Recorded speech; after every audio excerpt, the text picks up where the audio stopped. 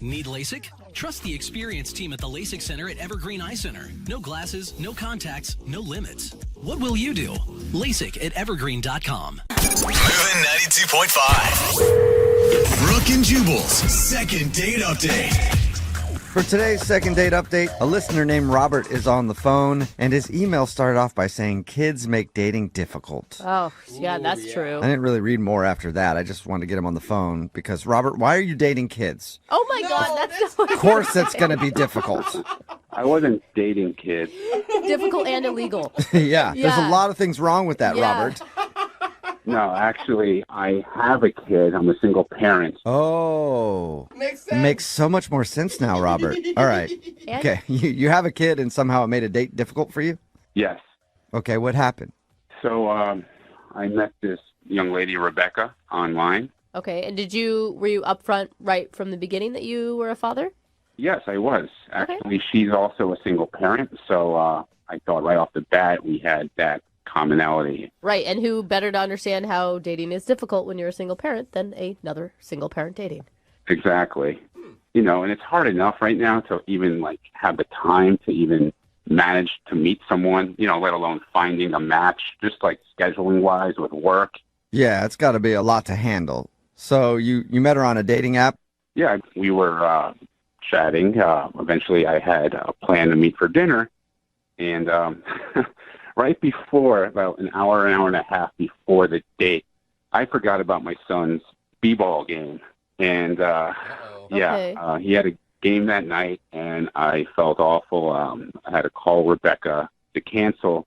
I was, very apologetic. And did you have to cancel because you just wanted to be there or because you had to take him to the basketball game? I forgot that I had to take him to the game. Why don't you just Okay. put him on the bus and go do whatever you want to do? Well, that Can't do actually that? could work. How old is this kid? He's 6 years old. Okay, Six. so that won't work. Never mind. Yeah. Yeah. He's got to be 7 to ride the bus by himself. Yeah. So you called her to cancel? Yeah. And to my surprise, she suggested, well, why don't we both go? Oh, yeah.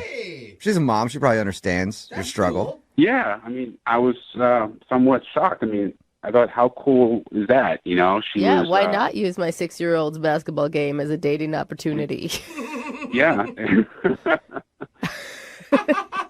So I figured, she was just really cool to even suggest that. Yeah, that's cool. It shows that she's pretty easygoing. How was the date at your kid's basketball game then?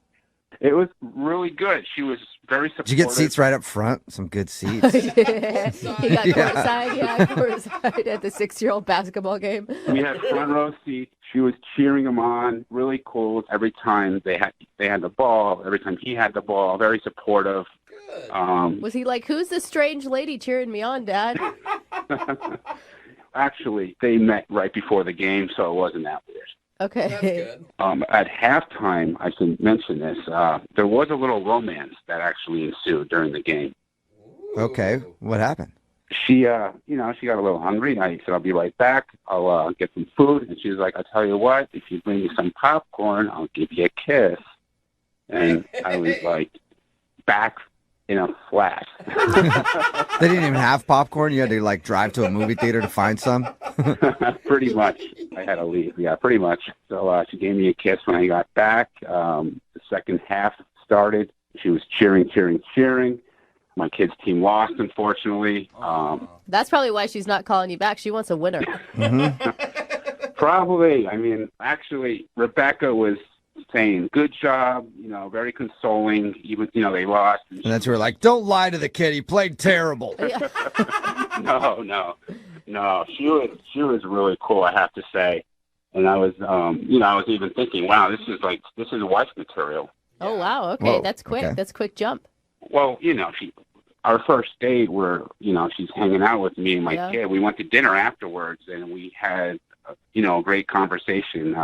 Our kids have a lot in common. They're only a couple of years apart. Did your son come to dinner with you guys, too? Yeah, he came with us, and it was a lot of fun. He was asking a lot of questions about school, about sports, and, he was very comfortable with her. So, I couldn't help but think that this would be a possible, candidate here. Okay, well, other than just the kid stuff, did you like her? Did she seem like you? Yeah, it seemed like we had a spark. I mean, she wouldn't have given me a kiss, I don't think, if she didn't like me. Good point. Yeah. Very good point. I don't know. Popcorn's pretty good. I do a lot of things for popcorn. That's true. Yeah. That's true. All right. How did everything end with her then? I dropped her off, said goodnight. She gave me a hug. She said goodbye to my son, and here we are. That was 2 weeks ago. I haven't heard from her. I've been trying to get a hold of her, text her. I called her once. Huh. So it's, just really disappointing. Like I said earlier, it's really hard to find a time to meet someone. I don't know, like if I might have said something to offend her. Or, it's really frustrated. Okay. Well, we'll play a song, come back, and then call her and get your second date update, all right? Sounds good. Okay, man. Hang on. Moving 92.5. Brooke and Jubal in the mornings. Second date update. If you're just tuning in for today's second date update, Robert is on the phone, and he took the girl that he wants to call today, her name is Rebecca, to a sporting event. Always a good idea, unless, of course, it's a 6-year-old's basketball game. What was the score, by the way, Robert? 9-6? Seriously. It's actually even less than that. All right. Good job, kids. Good job. If you're just tuning in, Robert actually forgot that he had his kid the night that he scheduled a date with Rebecca. She has a kid too. And he had to take him to a basketball game. And Rebecca actually was like, fine, I'll go. So they went to the basketball game and then had dinner after. He said everything went great. He even got a kiss in the middle of the game. Ooh. And now she's not calling him back and he can't figure out why. You ready to get her on the phone, Robert? Yeah, I mean, like I said, I just really want to find out why she hasn't gotten back to me. I can't figure it out. I'm completely baffled. So I just want to hear the truth. I just want to find out what the deal is. All right. All right, cool. Well, I'm going to dial her phone number right now and see if we can figure it out. Here we go.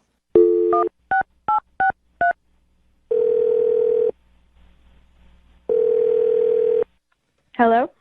Hey, is this Rebecca? Yes. Hello, Rebecca. Pleasure to make your acquaintance. What are you doing? That's how people talk on the phone. Who is this?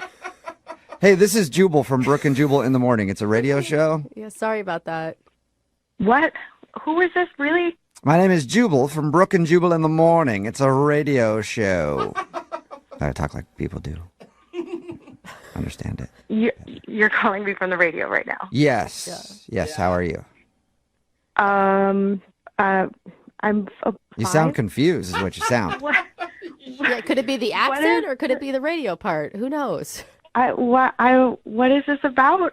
Well, we do a segment on our show. It's called the Second Date Update, and you went out with a dude named Robert a little while ago. Yeah? Okay. Yeah. And Robert emailed us because he told us all about your date, and he also told us that you aren't calling him back or returning any of his text messages, and he was wondering why. This is the weirdest thing that's ever happened to me. What? This is for real? It is, unless you haven't gone out with a guy named Robert. Yeah. No, I did. I did. So, yeah, is there a particular reason you don't want to see Robert again? I just don't think that Robert and I will work out in the end. That's all. He doesn't see that at all. Okay. Can you give us any information to give to him? I mean, that's why we do these, is so people can figure out what they're doing wrong in dating. And Robert really wants to know, especially when he said that you kissed him in the middle of the date. Oh, yeah, okay. Wow. Okay, so he... Yeah, wow. he told us. Yeah, he did tell us Yeah. that. Whoa. Either you liked him or you really liked the popcorn that you traded the kiss for. Oh, my... Are you kidding me? No. This is... I thought it was cute, Oh, boy. though. Yeah, if somebody kisses me in the middle of a date, I usually think the date is going well. Yeah. But it sounds like, Well, it was going well then. Okay. So when did it change? Well, okay, so I don't know if he told you, but we went out to dinner afterwards, after this game, and this thing happened at dinner, and it was just weird and awkward, and it was kind of a big deal, and I honestly, I can't get it out of my head, and it's that big, and It's that big. It's that big. It's so big. It's You guys, she's not And you talking found that about out at dinner? How did, the 6-year-old was at dinner with them. What are you talking about? Well, I hope that didn't happen then. Oh my God, Rebecca. Am I right? I'm Am I reading sorry. into what you're saying, right, Rebecca? She means the situation. It was the situation. Oh, okay. What did Can you tell us what Oh my happened? God. He's really curious. Okay. We finished eating dinner, and his son asked for some ice cream, and his kid is 6. And so Robert tells him, no, he can't have ice cream. Yeah. Then he literally said, well, your team lost, and ice cream is for winners. Oh, Ice cream is for winners. Wow. That's brutal. What was the kid's Damn. response? He just he looked so sad and defeated. Like he had already lost this game. Like it was they're 6. They couldn't reach the basket. Like nobody scored. It was the worst. Like, right. It was like one basket was the winning. And then he just looked so sad and just heartbroken. Like it was just this simple little request after dinner, and it was just so harsh, and it was heartbreaking. Like I have my own kid, and I would never, it broke my heart. I just thought, what a jerk. But Well, I don't think know, about that the next time they lose a game. Yeah. Then. I know you guys are joking, but growing up, my dad was my softball coach forever, and when we were in elementary school, we only got ice cream when we won. Not my parents. You always got ice cream. But that was understood going into it. Like if we win, we get ice cream. If we don't, we go home. Oh, wow. I mean, that's harsh for a kid, I think. I just think it's ice cream. It's not what are we teaching? I want to teach my kids that there's more than just what the final score is in a basketball game. That's Well, did you ask him what his philosophy was with the no ice cream thing? No, I didn't. But I mean, his son was right there, and he just looked so sad. And I mean, I didn't want to make a thing of it in front of his kid. Right, because that's Should get his into a whole big parenting. conversation. Yeah. She's like, I'll buy him some ice cream. Yeah. And we were done then. I mean, dinner was over. I just wanted to leave then. Yeah. Okay. But it seems like you could at least have told him, hey, our parenting theories don't match up. They don't. Our parenting skills are very different, but I just didn't want to make a thing of it in front of his son. Well, he is on the phone listening right now and wants to talk to you. He's where? I don't know. I'm somewhere, but he's on the phone. I don't know where he's physically sitting, if that was your question, but he is on the other line and wants to talk to you. I hope you're joking. Hi, Rebecca. Nope, not joking. That's Robert. Oh. I mean, if you had a problem, this is the problem, you should have told me about it. You should have brought it up to me. I mean, my son knows the rules at home. You know, when you win, you get ice cream. You don't win, nothing. Well, I think it was pretty clear if you were listening to my whole call that I feel differently about winning versus losing and rewards and something as simple as ice cream. You did see your son's face, right? You broke his heart. It was the saddest thing to see his face like that. He's 6 years old. He wasn't running hard enough. He could have run faster. They lost. I mean, I have to be tough on my son. I'm trying to prepare my son for adulthood. You have to work hard. You have to win. Yeah, when he's the next CEO of some major company and he writes a book called Ice Cream is for Winners, you'll see. Robert, I mean, what is the purpose of doing the ice cream only for winning? Give him motivation so he can work harder. I teach him to play hard, to be a winner, to give it his all, not to have it on the basketball court. Whoa. I mean, if you have a different parenting style, I mean, that's probably quite obvious in the way that you were brought up, in the way you're raising your kid. Maybe, I don't know. So you're judging me right now? That's what's happening. You're judging me because I would give my kid ice cream in this situation. Absolutely. Whoa. I believe that ice cream is for winners. I believe that wholeheartedly. Okay. And if you don't agree with that, then maybe you're the one that's not being a good parent. Whoa! Dude, shots fired. I mean, all I can say is that this basketball was more than half the size of your child. You think he needs to run faster? He's 6 years old. Yeah. I mean, I don't know. I don't understand this food for winning thing. I mean, you brought me some plain dry popcorn. You didn't put butter or salt on this popcorn, and I still gave you a kiss. So how about that, Robert? I'll tell you why you gave me a kiss. It's because I'm a winner, Rebecca. Oh, my God. Rebecca, I am so sorry for defending this guy for moments before we actually talked to him. Yeah, if you have to identify yourself as a winner, that is the most loser thing you could possibly say. Yeah, that is truth. Well, in that case, would you like to go on a second date with Robert, Rebecca? We will pay for Oh, it. my God. No. No. You sure you don't want to think about it some more? definitely still no. He's a Even winner. more no than it was that first night. Dude, and Robert, lighten up on your 6-year-old, man. That's intense. My son is going to thank me in about 20 years from now when he's making 7-figure salary, thanking that his dear old dad pushed him harder on the basketball court to run that little bit more than the other kids. Oh. You know, you have to be tough in this world. And if you guys there in the recording studio don't agree with that, then I sincerely suggest you look at your own lives and how you were brought up and how you're raising your own children. Oh my God. Whoa. Wow. Yeah. I'm sure he's going to be thanking you, or his therapist is, for all the money he's going to have to pay. And Rebecca, I see the future, and it will be your child washing my son's car. Dude, rude. You're crazy. You're like a crazy human. Like, of course you are. You called the radio to try to deal with this. You couldn't even read my social signs on the ride home that you were treating your kid like he is a CEO. He's 6. I mean, it was a big deal. He got his shorts to stay up for the whole game. Like, come on. Good point. I don't really have anything else to say. I think I said it all. Yeah, I think we are. Rebecca said she doesn't want to go out with you again, so you do not get a second date, Robert. Loser. You say loser, I say winner. And all you guys can go to hell. All right. Well, you don't get a second date, so I'm guessing no ice cream after this whole phone call for you, Robert. But keep winning. Brooke and Jubal in the morning. Lots of texts in at 78592 saying, he's right. Ice cream is for winners. These stupid millennials and their participation trophies. God, Talking people about are today's fired up. second date update. Yeah, they are very fired up on the text message board. It's also very very split. A lot of different parenting techniques out there. Definitely. If you missed the second date update, this dude Robert wanted to call Rebecca.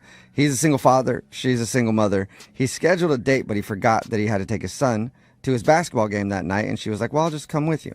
So they went. He actually got a kiss at halftime, but she stopped calling him back. And the reason was because after they went to the game, they went out to dinner, and his son wanted ice cream, and he just said, sorry, ice cream is for winners. Yeah. Which is a quote that will now go down in second date history. Totally. And she said she didn't like the fact that he wouldn't get his son ice cream because he didn't win the game, so she didn't want to go out with him again. But yeah, it's very split on the text message board. Some people are saying like, I agree, ice cream is for winners.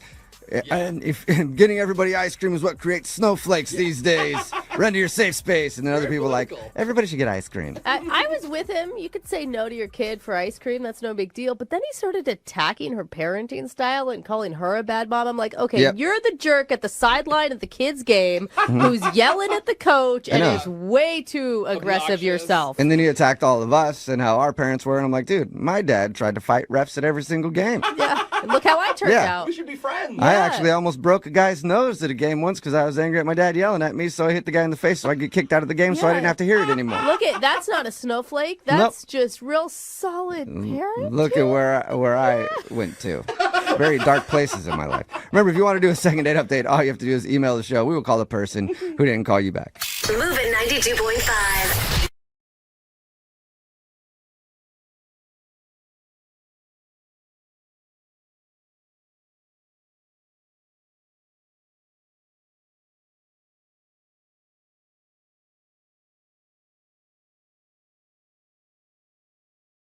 Moving 92.5. Brooke and Jubal's second date update. If there's one thing that people should have learned by now from listening to second date updates, it's to not try too hard on a first date. I thought it was going to be, it's okay to be single. That too. But no, we hear about a lot of people who are like, I wanted to be creative and do something really memorable, like the Macklemore date where he took her to do all things based off of Macklemore songs. Didn't turn out well. The grocery store date where the guy took a girl to the grocery store and like they went on a tour of different grocery stores buying all of their meals there. Didn't get a second date. Well, Brian is on the phone right now. He planned a strange date, sort of like those. Oh no, Brian. And guess what? Brian's not getting a call back. Strange how that would work. Brian, how are you? Good. How you guys doing? Good. I read your email about your date, and I just have to ask, why? Why not just do like a regular thing? This is the kind of girl that has gone on, I'm sure, a lot of dates, and I just wanted to be original and be kind of creative and see if I could think outside of the box a little bit and take her on a date that was different. You did that. It's really awkward, the story that he tells in his email. Before we get into that, how did you meet her? We met through a mutual friend. Okay. Then we decided to meet up. So it was kind of a blind date, really. Although I had seen pictures of her, and, she's beautiful. So why did you think you had to impress so much? Because usually when a friend sets you up, I mean, you've already gotten glowing accolades from that friend, right? I mean, she put all these ideas in my head, like she dated professional athletes, and, she's highly sought after and things like that. And I just thought I would take it that extra mile. Well, you felt like you had to step your game up. Mm-hmm. Yeah, like just an ordinary date wouldn't really single me out of the probably huge group of guys that wanted to go out with her. So, right. So why don't you tell everybody what you did for your date? So we meet at Pike Place, and the main idea of my date was to blindfold her. Oh, and always bad. Take her on the bus, and wherever she wanted to stop, she would just pull the cord, and we would just get off, and whatever was there is the thing that we would do. Okay, so let's just recap this real quick. You met her in public, then you blindfolded her, threw her on a bus, and said, "Pull the cord, and we're gonna get off somewhere and do something." No. Yeah, basically, yeah. Did it go as planned? Like, did she go along with it all right? Because I feel like most girls... Yeah, she was totally game, and she was open to the new idea. What did she say when you pulled out a blindfold? I think the first thing she might have said was, "What is that for?" So you explained it to her, and she was cool with it. What did you guys do? I mean... Well, this is what happened. We got on the bus, and she pulled the cord shortly after we got on, and we ended up near a Chipotle, actually. Okay. So and we were hungry, so we went and had Chipotle, and it was good. Mm-hmm. She seemed to enjoy it. Did you take the blindfold off, or did you leave it on the whole time? No. And feed her? When we got off the bus, yeah, like her blindfold would come off, yeah. Okay. Was the bus driver about ready to turn you in? Oh, there's so much other weird. If you see a blindfolded woman on a bus, it's cause for alarm. Yeah, no, actually, it's very common on the bus. There's so They're much other weird stuff. Yeah, there's way more things they could call the police for on a bus. So you ate at Chipotle, and how many stops on the bus did you make? I mean, did you guys do a bunch of cool things? Because it seems like it'd be just weird. The next time she pulled the cord, we were pretty close to Safeco Field, so, we got off, and we just hit up a couple of bars and had a couple of drinks, and it was fun. We were enjoying ourselves. It does. I mean, you're starting to sell me on the idea. It doesn't sound like it's going too bad for you at this point. I mean, we were making jokes. She was smiling. I thought it was going pretty well at that point. It's definitely creative. Yeah. It shows that you went to the effort to think of something interesting to do rather than just take her to dinner. So what's the problem? Why don't you think she's calling you back? Well, it was kind of strange and weird because the last time she pulled the cord, we were on the freeway headed to the airport. Do you know about the bus system? Did you know what buses you were getting on? Because if I went to take public transportation, I don't do that, because I like to drive everywhere and it's poor. But no, I don't take public transportation. If I was going to try to take the buses, I would get lost. Do you know about buses? I guess I got a little lost. Yeah. Okay, so you ended up by the airport. Yeah, we had to take a different bus and head back to civilization, I guess. Why was it awkward, though? I mean, did you guys just run out of things to talk about? Yeah, or? I mean, towards the end, we didn't really have much to talk about, and she had been, at that point, blindfolded for, a couple of hours. And so, like I said, there really wasn't an ending to it, so. All right, so if there wasn't an ending, then how did things end with you two? On the way back from the airport, I asked her if everything was cool, and she said, no, it was really creative, it was really fun. So, she seems pretty okay at that point. Was she still blindfolded? No, not okay. Taking the blindfold off at that point. So, how many times have you tried to get a hold of her since your date? I mean, a couple of times. I tried calling her a couple of times, and I got her on the phone once, and she said that she was really busy and that she would call me back, and I have not heard from her, actually. And that's it. That's all you've heard. That's all I've heard. Well, we're going to play a song, come back, call her, and get your second date update, okay? Okay. All right, man. Hang on. Moving 92.5. Brooke and Jubal in the mornings. Second date update. All right, Brian is on the phone with us. He wants us to do a second date update for him. Pay very close attention, because I'm going to explain what his date was again, in case you missed the first part of the second date update. He went out with a girl who he was already intimidated by, because I guess she's dated athletes and things like that, and he's just a normal dude. So he wanted to really impress her, thought of something outside of the box. So he thought he would meet her downtown, blindfold her, put her on a bus, and let her pull the switch on the bus, like the little thing to let them know to stop. Every time she would stop, they'd get off and do something in that area. They got to go to Chipotle and then walk around by Safeco Field and then ended up by the airport. Yeah. Because he screwed up. So he thinks that she's probably not calling him back because the date was a little bit too, I'm going to say too creative for you there, Brian, instead of just saying too weird. Okay? I thought that I would get some extra points for being creative, but I think that it might have gone a little bit overboard, and that's why I'm not getting any kind of response, I think. I think so. Your heart was in the right place. Yeah, at least it shows effort, right? Yeah, absolutely. Girls that go out with me, probably pretty upset because I put no effort into anything that I do. You show up. That's good. Maybe show up. Maybe. Did she ever protest, like say, hey, maybe we can cut it with the blindfold thing? Because you said she had it on for 2 hours. It wasn't on her the whole time. I mean, we did take it on and off, right? Intermittently, but yeah. Still, you blindfolded a girl on her first date. It's still kind of weird there, Brian. I mean, you say it's weird, I say it's creative. All right. Well, I'm going to dial the phone number, see if we can get her on the phone and get your second date update, okay? All right. Here we go.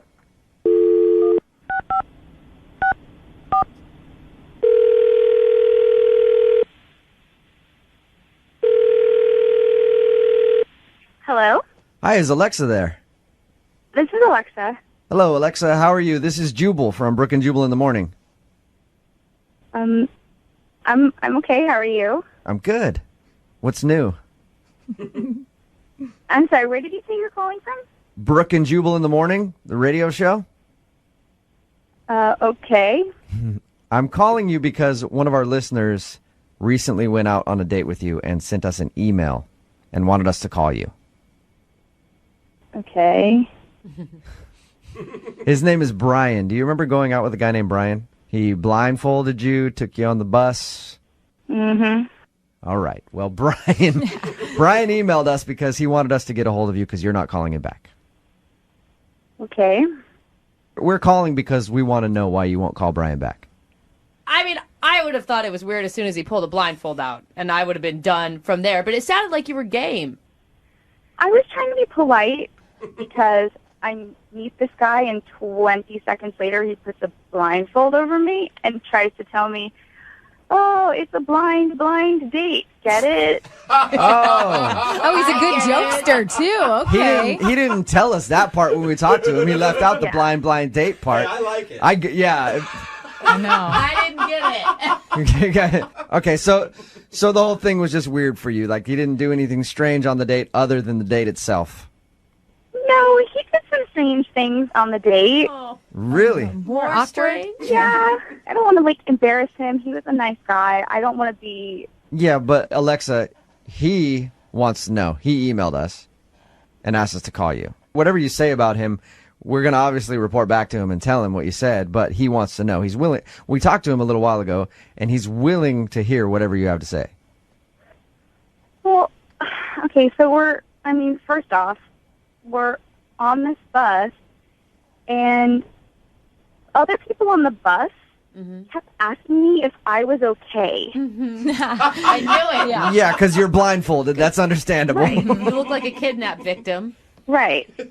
Clearly people were worried for my safety because it was really strange and odd, and he didn't feel the need to, explain.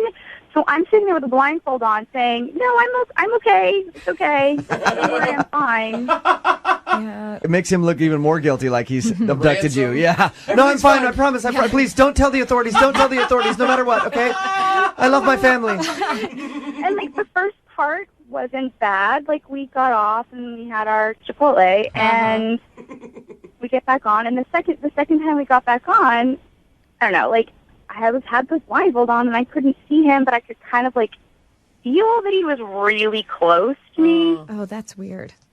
And then it felt like he leaned in and smelled me. No, stop it. Oh. Did you Are hear you someone sure? sniff or something? Are you sure that he really leaned in and smelled you, or just felt like he leaned in and smelled you? No, he can't not have done that because it was very lingering. It wasn't like, oh, he just shifted in his seat and sniffed.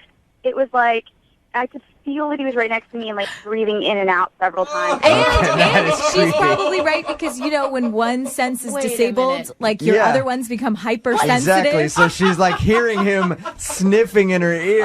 That is super creepy, Alexa. Even if it didn't happen that way, still to think that happened, I can understand why you wouldn't want to go out with him again. And you're sure it's not like some homeless guy that was sitting behind you or something? There's no way it was somebody else on the bus. It was him. I could, it was. Alexa, I hate to do this to you.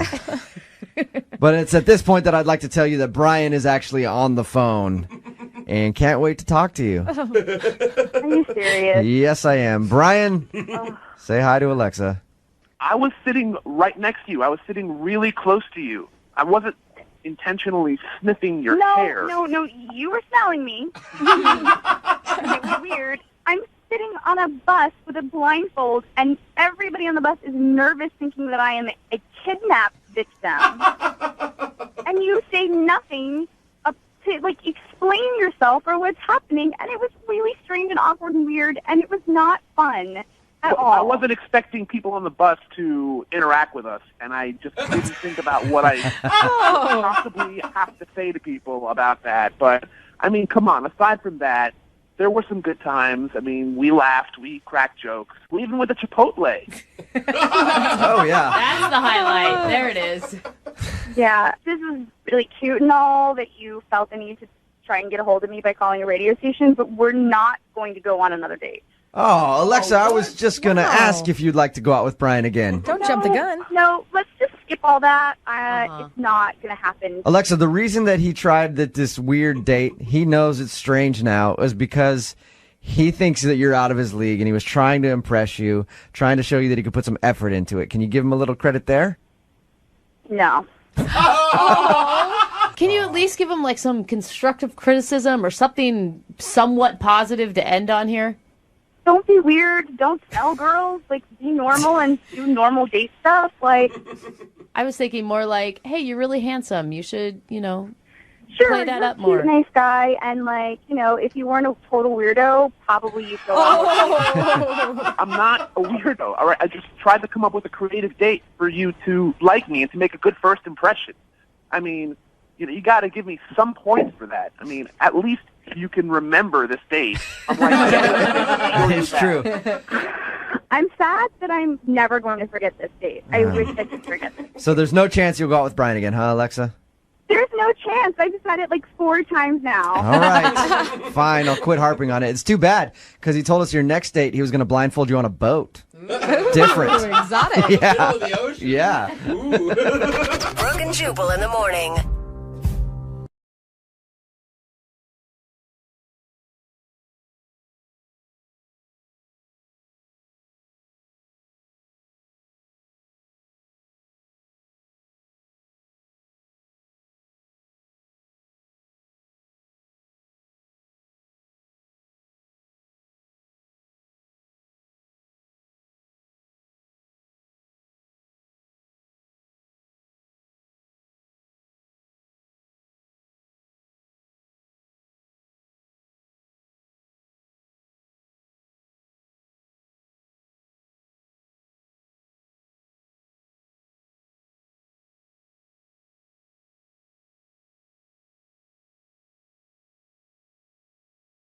Bread and butter wines pair with the life moments you love, offering a rich and jammy Cabernet Sauvignon, a silky smooth Pinot Noir, and a buttery Chardonnay. Bread and butter wines are delicious. Find Bread and Butter wines in your favorite store. Moving 92.5. Second date update. I think the key to dating is you have to bring a little energy and excitement to the night. Okay, yeah, for sure. You don't want a boring night. Right, you don't want to come across as being boring and be willing to take a few risks. Okay. That's why whenever I go out on dates, when I'm with them, I always close my eyes behind the wheel for 10 to 20 seconds. That's not... It's just enough risk to let my date know that if she sticks with me in her life, things will never be boring. I thought you were going to say she would die. But okay, whatever. It's exciting, isn't it? You never know. Okay. And it's the same mentality that one of our listeners, Sawyer, brought to his date. He says he took a few risks and he's not sure if maybe they were a little bit too much. Oh, goodness. Well, let's find out. Sawyer, how you doing? Hey, I'm hanging in there. How you doing? You didn't, risk anyone's life, did you? No, not on this date. Okay. Yeah, right. He pulled All it right. back for this one. I see. So what's the name of the girl you want us to call today? Ariana. Ariana. I know. Yeah, Jose's got a big crush on Ariana Grande. Yeah. No, who doesn't? Come on. How did you meet Ariana? Classic these days, met on a dating app. Okay. And how was that? I mean, you hit her up first and you guys talked about what? I did. I hit her up first. I said I was looking for Ariana Grande, but ended up with Ariana Vente. Oh, because she's even bigger. Oh. Well, I don't know if that's a... not like physically bigger, just, Probably better. physically, too. Ariana is tiny. Well, Grande girl. That's true. Just that you meant like an upgrade from Ariana Grande. That's what I meant, and I'm pretty sure she took it that way. I mean, she kept talking to me, so... okay. At least you weren't like, dang, girl, you ain't grinding. You're like a big gulp. Yeah. I bet she gets it all the time, though. Yeah. But it worked. Did it work? I mean, you went on a date, right? Yeah, we did, but it almost didn't happen, you know? Oh. Whoa. Yeah, I mean, she said she was about to delete the app, is what I mean. Oh. We all delete the app, and then you're always back on. But it's like, out of whatever. Frustration. You're always Delete it Monday through Friday, upload it again Friday through Exactly. Sunday. You have 2 drinks on Saturday, and boom, here I am. Yeah. So what did you guys do for your date? Well, I wanted to show her that I was that quality guy, and so I booked a nice restaurant. That's good. And so you're going into this knowing that you're looking more for a relationship, not for just like Netflix and chill. I am looking for a relationship, and regardless, she is very attractive. Okay. Nice. So if she did just run a Netflix and chill, you're not going to stop. Right. So both things can exist. So how did things go at the restaurant? I mean, it started off pretty well. I'm a little nervous, but we decided, hey, why don't we share a fact about each other that wasn't on the dating app? Okay. So she says her biological father is actually a sperm donor. Oh, that's interesting. That's some good dinner conversation right there. Yeah. So I didn't know what to say. I was just nervous, so I made a joke, and I don't know if it went over well. Oh, no. Yeah, because that could be a sensitive topic, Well, what was the joke?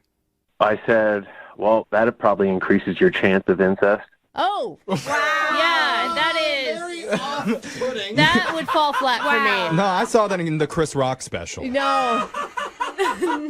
How did you respond to that? Well, she didn't know what to say, so I then came back and I said, is what I would have said if I wasn't one of those quality guys. Oh, yeah. Well, I was one of those losers that you dated on the app in the past, but luckily I never would say something like that on a first date. I think that's a good save. You read the room, you shot your shot, and then shifted. All right. Is that the risk that you were talking about in your email? The risk that you took? Yeah. Okay. That was the risk. Okay.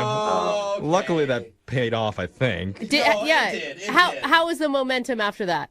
I mean, she laughed and we carried on, and then after that it was a nice walk, and at the end we shared like a really nice kiss. Oh, really? Wow. Yeah. And what made it really nice? I mean, when one feels right and one doesn't feel right. Yeah, this one for sure. felt like It's just chemistry. Just standing there right in front of that donation clinic, it just felt right. I think that's so sweet. It's like your dad's house. Yeah, it's kismet. All right, so how did the night end after the kiss? Was that it? I mean, yeah, it was great. Walked her to her car, and it was, I figured we'd see each other, and then in a couple of weeks, and since then, she's getting back to me, but like the energy isn't what it was. If that makes any sense. I know what you mean, dude. And but that just seems so weird because she was gonna delete the app because she was sick of playing games, and then it seems like you're not doing that. Yeah. So, was there anything from the night that you feel like might have gone wrong and could be the reason that she's not getting back to you? Besides the incest joke. Well, anything worse than that? I'm just thinking, did she find another nice guy on the app, and what's going on? So probably. Okay. Just to be honest. Yeah. If she's an attractive girl on a dating app, their DMs are probably blown up. Well, I don't know. We'll play a song. We'll come back. We'll call Ariana for you, and we'll try and get you your second date update, okay? Okay. All right, hold on. Usually when I'm on a date and somebody drops an incest joke, my shirt immediately comes off. And I'm already planning our second and third dates right afterwards. Are those dates with your sister or? It's with whoever. Okay. This incest really gets me going. But that wasn't the case with one of our listeners, Sawyer. Weird. Who said he took a risk at dinner and made a joke about his date's biological dad being a sperm donor and the possibility of her hooking up with a half-brother somewhere down the road. Yeah. And now, mysteriously, Sawyer's not getting a call back. Weird. I mean, we say that, but I don't actually think that that's it. You see, I think it's her fault. You shouldn't tell a fact. Like, that's a weird fact. It is a weird fact. What do you expect people to say? Set herself up a little. Well, I don't know if anybody else in the room has thought of this, but what if she did some research after the date and found out, Sawyer, that you two are actually biologically related? That could be. Just saying, we've heard stranger things happen on this show. Was your dad ever a donor? Not that I know of. If it was the case, are you still open for a second date? I think I'd be a hard pass. Okay. I know he did. I heard it. Well, let's find out for sure. We're going to call Ariana right now. You ready to do this? Yeah, let's do it. Okay, here we go.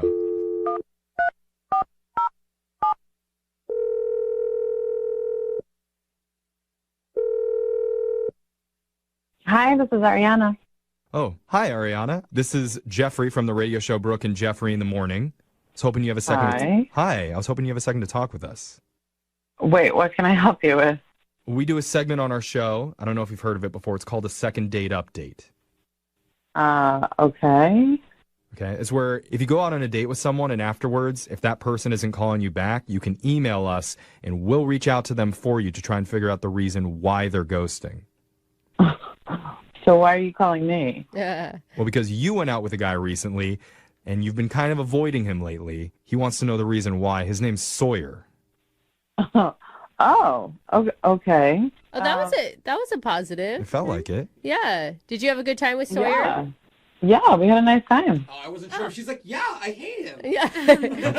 That's awesome. Yeah. He feels like you've been kind of hard to get a hold of lately, and he's not sure why. Is he reading that wrong?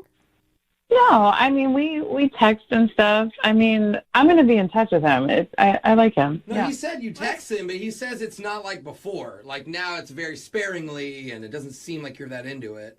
Could you just tell him, like, I'll be in touch, in a couple of weeks? And not to worry, and... That doesn't help a lot. Well, we can tell him that, but it would be nice if there was a reason to go along with it. Like, why should he wait a few weeks? Is there a reason? Well... There has to be. Oh, my gosh. Says, I wanna wait Are 2 you weeks. dating someone else? No, actually, I'm not. Okay. Okay. Can you tell us something that we could pass along to Sawyer to help him understand? Because he's really confused after what he described as a really great date. I mean, he says your guys' kiss was amazing. It was pretty good, yeah. She sounds Okay. like she's into Oh, it. that's Yeah. sweet. And it does sound like you're into him. And I know for a fact that he likes you. So what's the problem? Okay, I just need to wait until after Valentine's Day. Oh, no. Why? What? Wait, do you already have a date planned or something for Valentine's Day? No. All right. I know this sounds crazy. I love when stories start like that. Give me more, Ariana. Those are my favorite kind. Okay, so I've done the math, and with my schedule, like with work and everything and family and stuff, there's no way that he and I are going to be able to go on like more than 3 dates before Valentine's Day. Okay. What's wrong with that? I feel like if we go out before Valentine's Day, then he's going to feel obligated to buy me a gift. Okay. And then that's going to creep me out because it's too soon to buy me a gift. Oh, I kind of understand this. Wait, what? So because you could only get 3 dates in before Valentine's Day, he would buy you a gift and you wouldn't like that.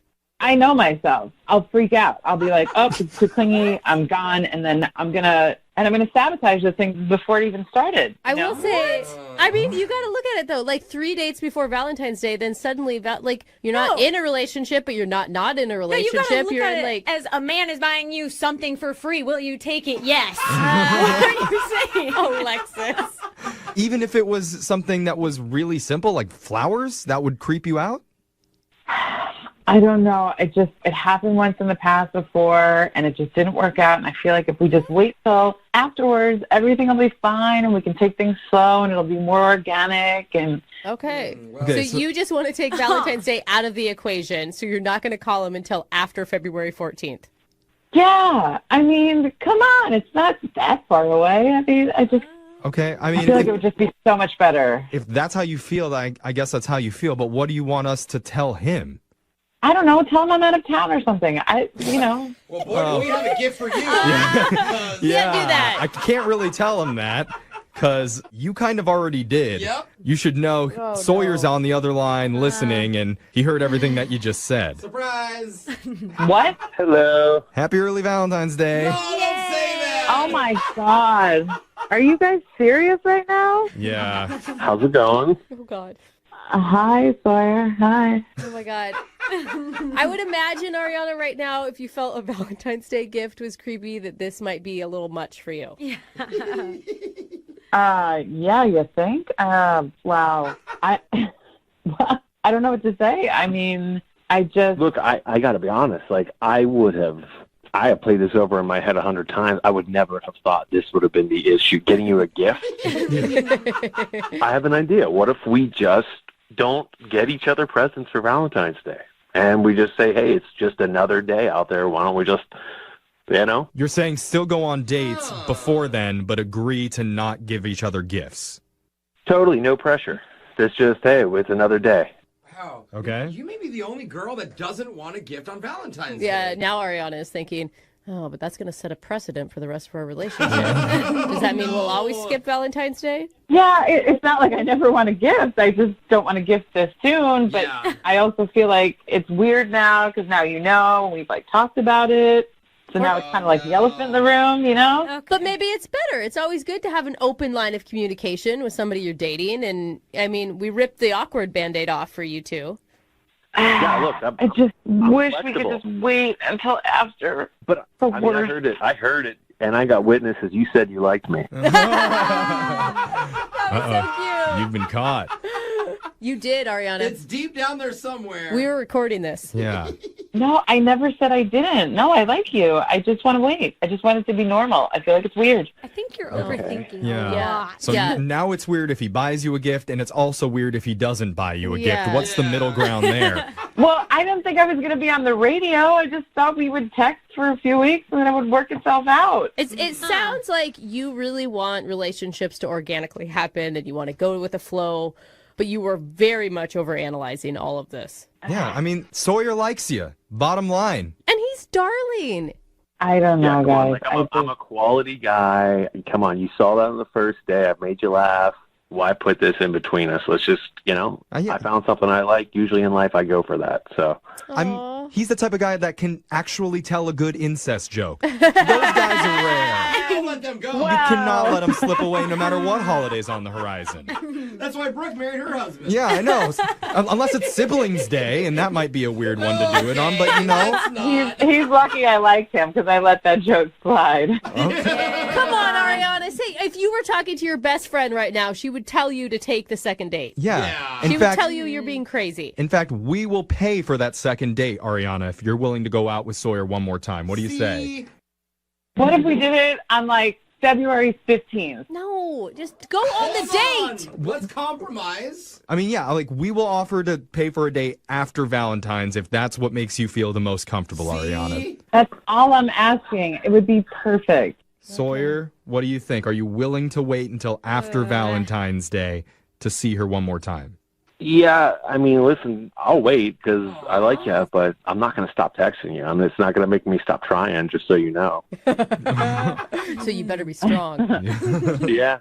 Well, we can totally text. I mean, maybe even FaceTime. That was a little flirty laugh, wasn't it? I don't know, guys. It sounds like you're getting a little too clingy.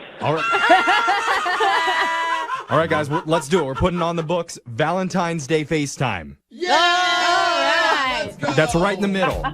It's a date. 12:01. Moving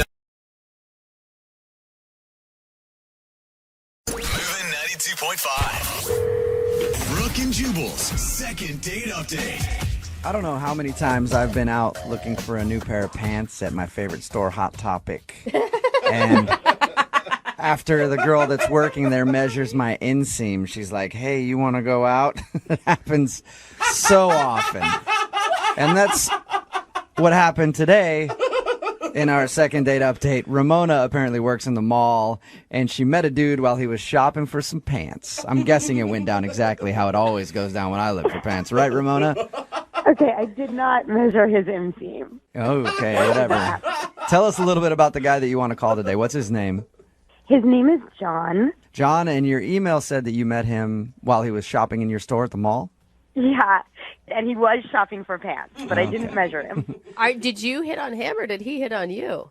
I kind of had to hit on him. He's really shy, which I liked, you know. He was like, clearly he had no idea what he was doing. He does not shop for himself. He didn't even know what size he was. So he needed like a lot of help, and that was kind of fun. And I mean, I felt attracted to him right away. But what attracted you to him right away? Well, okay, he's really good looking, so there's that. Okay. And I liked the way that he didn't hit on me. I'm so used to guys coming in there, and I must get hit on like 25 times a day in that store. And like, he was really there to buy pants, and I kind of dug it. Like, wait a second. You actually just want clothes? That is so weird. Get out of my store. Get out. Yeah, no, I liked him. You sound like you still really like him. Yeah. I kind of really like him. Yeah. How did you ask him out? I didn't ask him out. You know, I just kept trying to get his attention, so I just kept dropping hints.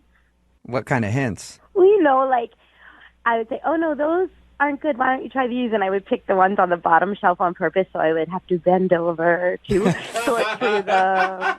I knew it. You know? I knew that every single time a girl bends down to pick up something, she's trying to taunt me and tempt me with her backside. I knew I don't it. know. I think that might be true. If a girl is not trying to taunt you, she'll probably squat. Did he pick up on your signals? He went to check out, and when he was leaving already, I sort of went up to him and I said, oh, I'm glad you got those. And I took the receipt out of the bag and I wrote my number on it. And I said, you know, if you have any problems with the pants, here's my personal number. You can always call me. All right, that's a Nice move. That's a good sign. Imagine that though, if he calls you and he really does actually just have a problem with the pants. You're all excited when you pick up the phone. You're like, oh my God, it's him. And he's like, yeah, so remember those pants? There's a little fraying on the end. Can I bring them back in? And then knowing me, I'd probably fall for him harder. Yeah, right? Yeah, oh my God, he still doesn't like me. So obviously he used the phone number. Did he just call you right away or text you right away and ask you out? Yeah, he texted me like a few hours later, like, do you want to have a drink after work? And I was like, yeah, I'm off in like half hour. Oh my God, you were freaking out, weren't you? I mean, kind of, but I was also kind of happy that it was like right then and I didn't have time to freak out really. It made me feel relaxed that we were going like right away. So did you guys go to the food court then? You work in a mall. Where'd you guys meet up for drinks? No, we did. We left and we went across the way to a restaurant and bar. It was like happy hour coming up. So we sat and we talked for like a half hour until happy hour hit. And then we just got some drinks and it was so fun. First of all, he totally loosened up after I got a drink in him. Really? He was like chit-chatty. We talked about like everything. It was so nice. Like I had such a good time. And how did your date end with him? Okay, this is where it gets a little weird, and I don't know what happened, and I'll just tell you. So after about an hour and a half, and we had had a couple drinks, and I really thought we were having fun, he says, so I'm having a really good time, and I hate to do this, but I really got to go because I got to get up early for work in the morning. Okay. And it was 6:30 at night. Like, yeah, that's a little early. What do you mean? Right? It's not like it was 9:30 or 10:30, because even then I would have thought, okay, that's a little early. But 6:30? Yeah, but maybe he knew, like, if you guys continued to hang out, like, it's more drinks, you know, it does end up being a long night.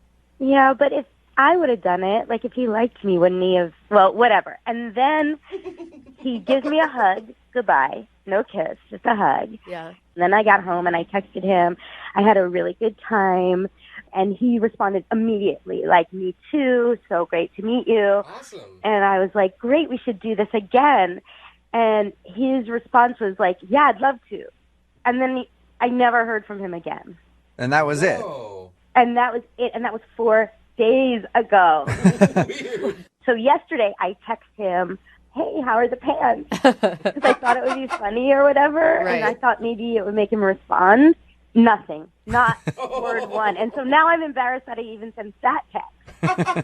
And I'm like racking my brain, like, did I talk too much? Or like, did I say something dumb? Like, I don't know. I'm like, I mean, he asked me out, so he liked the way we spent a little time together in the store. So it's not the way I look, it's not the way I smell. Oh my God. It's not, you know what I mean?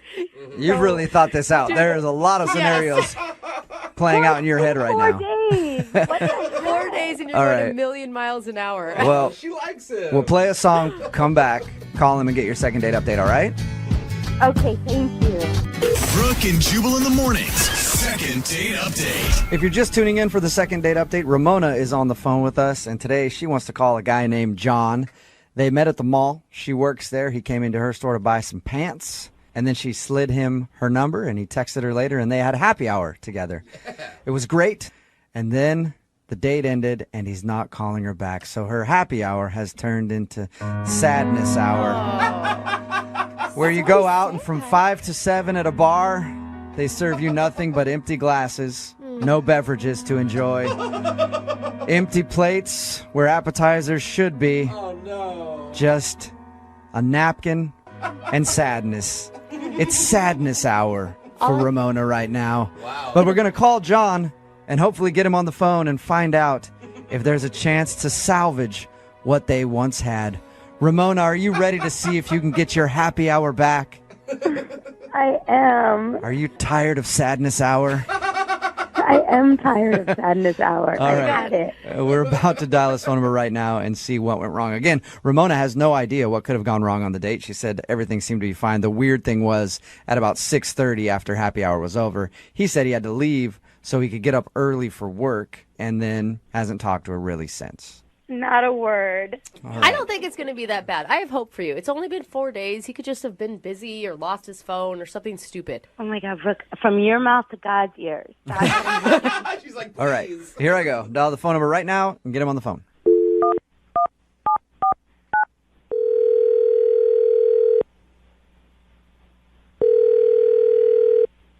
Hello? Hey, can I speak to John, please? Speaking. Who is this? John, how are you? This is Jubal from Brooke and Jubal in the Morning. What? This is Jubal from Brooke and Jubal in the Morning. It's a radio show. Wow. Okay. It's nice to meet you. Yeah, nice to meet you too. Why are you calling me? I'm actually calling you because one of our listeners recently sent in an email and asked if we could get you on the phone to ask a few questions about something. Huh. That's the best response. Her name is Ramona, and you met her at the mall. Oh, boy. Wow. Yeah, I remember meeting Ramona. Okay. Do you remember going to happy hour with her after? Yeah. Okay. Well, Ramona sent us an email telling us about how she met you and how she really enjoyed happy hour with you. But since then, you haven't texted or called her back. So she was wondering if we could get you on the phone and find out if something went wrong during happy hour or if there's a reason why you're not calling her back. She's a really nice girl. She's pretty attractive, too. Ooh, that's a good review. She's pretty attractive. I mean, she's on the okay scale. I mean, she is. I just don't want to say anything bad about her behind her back, Okay, so there is a reason that you're not calling her back. Yeah, there's a Dang it. there's a thing. Okay, well, here's how it works. So she emailed us because she wanted us to call you and find out why you're not calling her back. So you're really not talking behind her back. If you could just tell us what the reason is so that we can, go back to her and say, hey, this is what happened. I don't know. I just hate the feeling that, I might be saying something about her behind her back, but... No, trust me. Then... Trust me, you're not saying anything about her behind her back. I promise. Okay.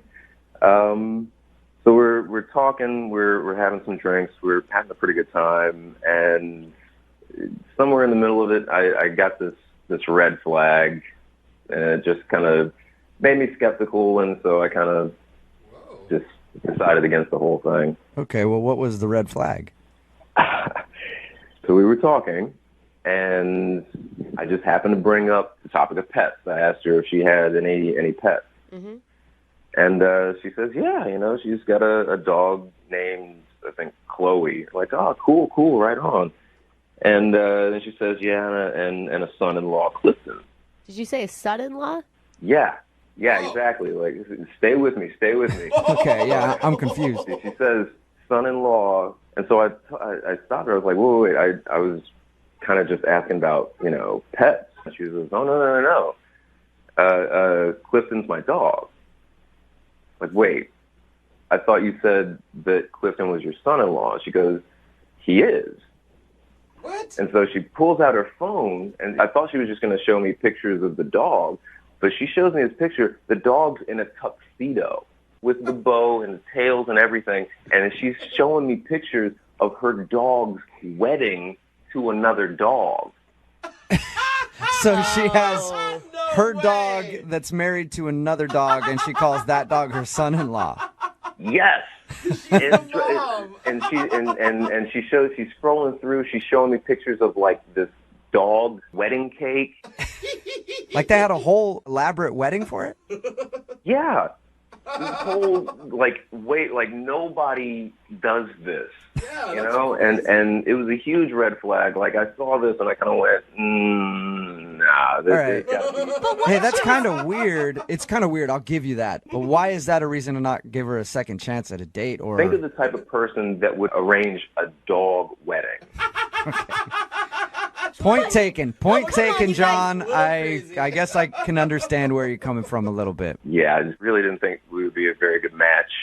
So, Don't you think that she was just using it as like a fun excuse to have a silly party, though? I don't know, man. The pictures look pretty serious. I've seen wedding pictures that look kind of like these dog pictures look. And I mean, seriously, she referred to her dog as her son-in-law. Yeah. I should also tell you, John, that she's actually on the line listening and wants to talk to you. Hi, John. Hi, Ramona. Okay, first of all, it's not like he's really my son-in-law. He's my dog-in-law. I just call him my son-in-law like I call Chloe my daughter. It's not like I'm crazy. It's not like I think he's a person. I know he's a dog. I just love him like a person. Oh, boy. I just can't believe it's such a big deal to you, and I can't believe you didn't talk to me about it. I mean, tons of people do it. It's all over the place. Where? Like, it's not that uncommon. Are dog weddings common, Ramona? Of course. I've been to 3. What? What? You've not been to 3 dog weddings. Yes, I have. Is it your own dog, like, getting divorced and getting remarried, or is it 3 different dogs? I have been to 3 dog weddings, including mine, so that's 3 altogether. And it's such a fun thing to do, and plus it makes them family. They're living creatures, and it's sort of, everybody treats their dogs like, oh, that's my daughter anyway, but this is my family. I love, come on, didn't you see that picture? Yeah, see, this is why I didn't want to go out with you. I mean, it's absolutely fine if you feel that way about your dogs. It's just I can't really be a part of that at all. I mean, it's not like I'm into it. Like, my friend's dog, Clifton, is like the best, and he's perfect for her. He's like a year older than her. He's a little bigger than her. They're perfect together. Wait, so Ramona, I don't appreciate here's the being thing. like, Here's the thing. I don't care about any of that stuff. When I have a dog, the dog is just a dog. It's there. I don't have to feel like, I just am shocked, honestly. I'm really surprised to hear this come out of your mouth. This is not at all the person that took me out for that drink. Ramona, look, it's not the fact that you did that for your dog. I'm ecstatic that you did that for your dog. Trust me. But, are you? Because you don't sound ecstatic. But it's not. The thing is that you went through all of that for the dog. All right. I'm glad you feel that way for it. For you to put that much effort into a party for your dog, like that, we're just not compatible. Or maybe you're right. Because if you don't care about living creatures and about dogs and family, then maybe we're not right for each other. Maybe you're right. You're right. I'm wrong. Well, let me ask John first, Ramona. John, would you like to go out on a second date with Ramona? We will pay for it. Say no. I don't want to go out with you anyway. Oh, Ramona. I don't. What a snob. You're a snob. You're going to tell me how I should spend my money and you don't have love in your life? No. I don't want to go out with you anyway. I'm actually weirdly on her side on all of this. Really? Yeah. Thank you. I absolutely love that you do that, Ramona. I really do. I love that you love dogs. I love them too, but I'm just not going to do that. All right. I'm not the type of person that does that. John, thank you for your time. I appreciate it. Type of person. Thanks. Ramona, thank you for doing the second date update. Oh, sweet girl. I'm sure you'll find somebody else that's as into their dog as you are eventually. Thank you. I do love you guys. I wish that, listen, if there's another fail second date update and you think I'm right for him, set me up with I him. will. I'll hook you up. Hey, and Ramona, in the meantime, a thing that not many people know about me, if there is any infidelity in that dog marriage, I do dog divorces. So hit me up, okay? Brooke and Jubal in the morning. Text in at 78592 that says, that guy's an a-hole. I've been to a lot of dog weddings, and they're really sweet. It's Brooke and Jubal in the morning. Talking, of course, about today's second date update. Yeah. This girl, Ramona, wanted to call a guy named John to see why he wasn't calling her back after they had a date. He wasn't calling her back because during their date, she kept showing him pictures of her dog and the wedding that she had for it, and referring to the other dog as her son-in-law. Yeah. And she was really into dog weddings. Apparently, she's been to 3 of them, and it just creeped him out. He's like a little too attached to your dog, so he didn't want to date her. I don't know. I think it's kind of judgy, you know? Like, I don't know. It doesn't affect him. Like, just because she loves her dog and she's having some fun parties, maybe you can get in and get some free alcohol and free food on the side. Difference between, like, appreciating your dog and loving your dog and then loving your dog a little too much. Like, you have to be an extreme dog lover to date this chick, you know what I mean? Because people even on the text board are like, either she's crazy, dog marriage, are you kidding? Or it's like, hey, give her my number. I'm all for people who like their dogs, but I've been around some people who are obsessed with their dogs. I used to work with a dude who his dog was sick, so he slept at the bottom of the stairs with his dog instead of in the bed with his own wife. And it wasn't That is strange. Well, that's an obsession. See, now Brooke's like if that. you're the big spoon and the dog is a little spoon and that's what you need to do, I'm not going to judge. It's not for me. Sleeping with a dog over sleeping in bed with your wife. And that is a problem. Keep texting in 78592. Do you agree that he shouldn't have gone out with her because she has dog weddings? Or, sorry, had a dog wedding. That will probably last forever, so congratulations to her. A lot of dog lovers are texting in at 78592 saying they want to have a dog wedding now. So maybe she started a new trend. Hey. If you want a second date update, just email the show and we'll call the person who didn't call you back. Moving 92.5.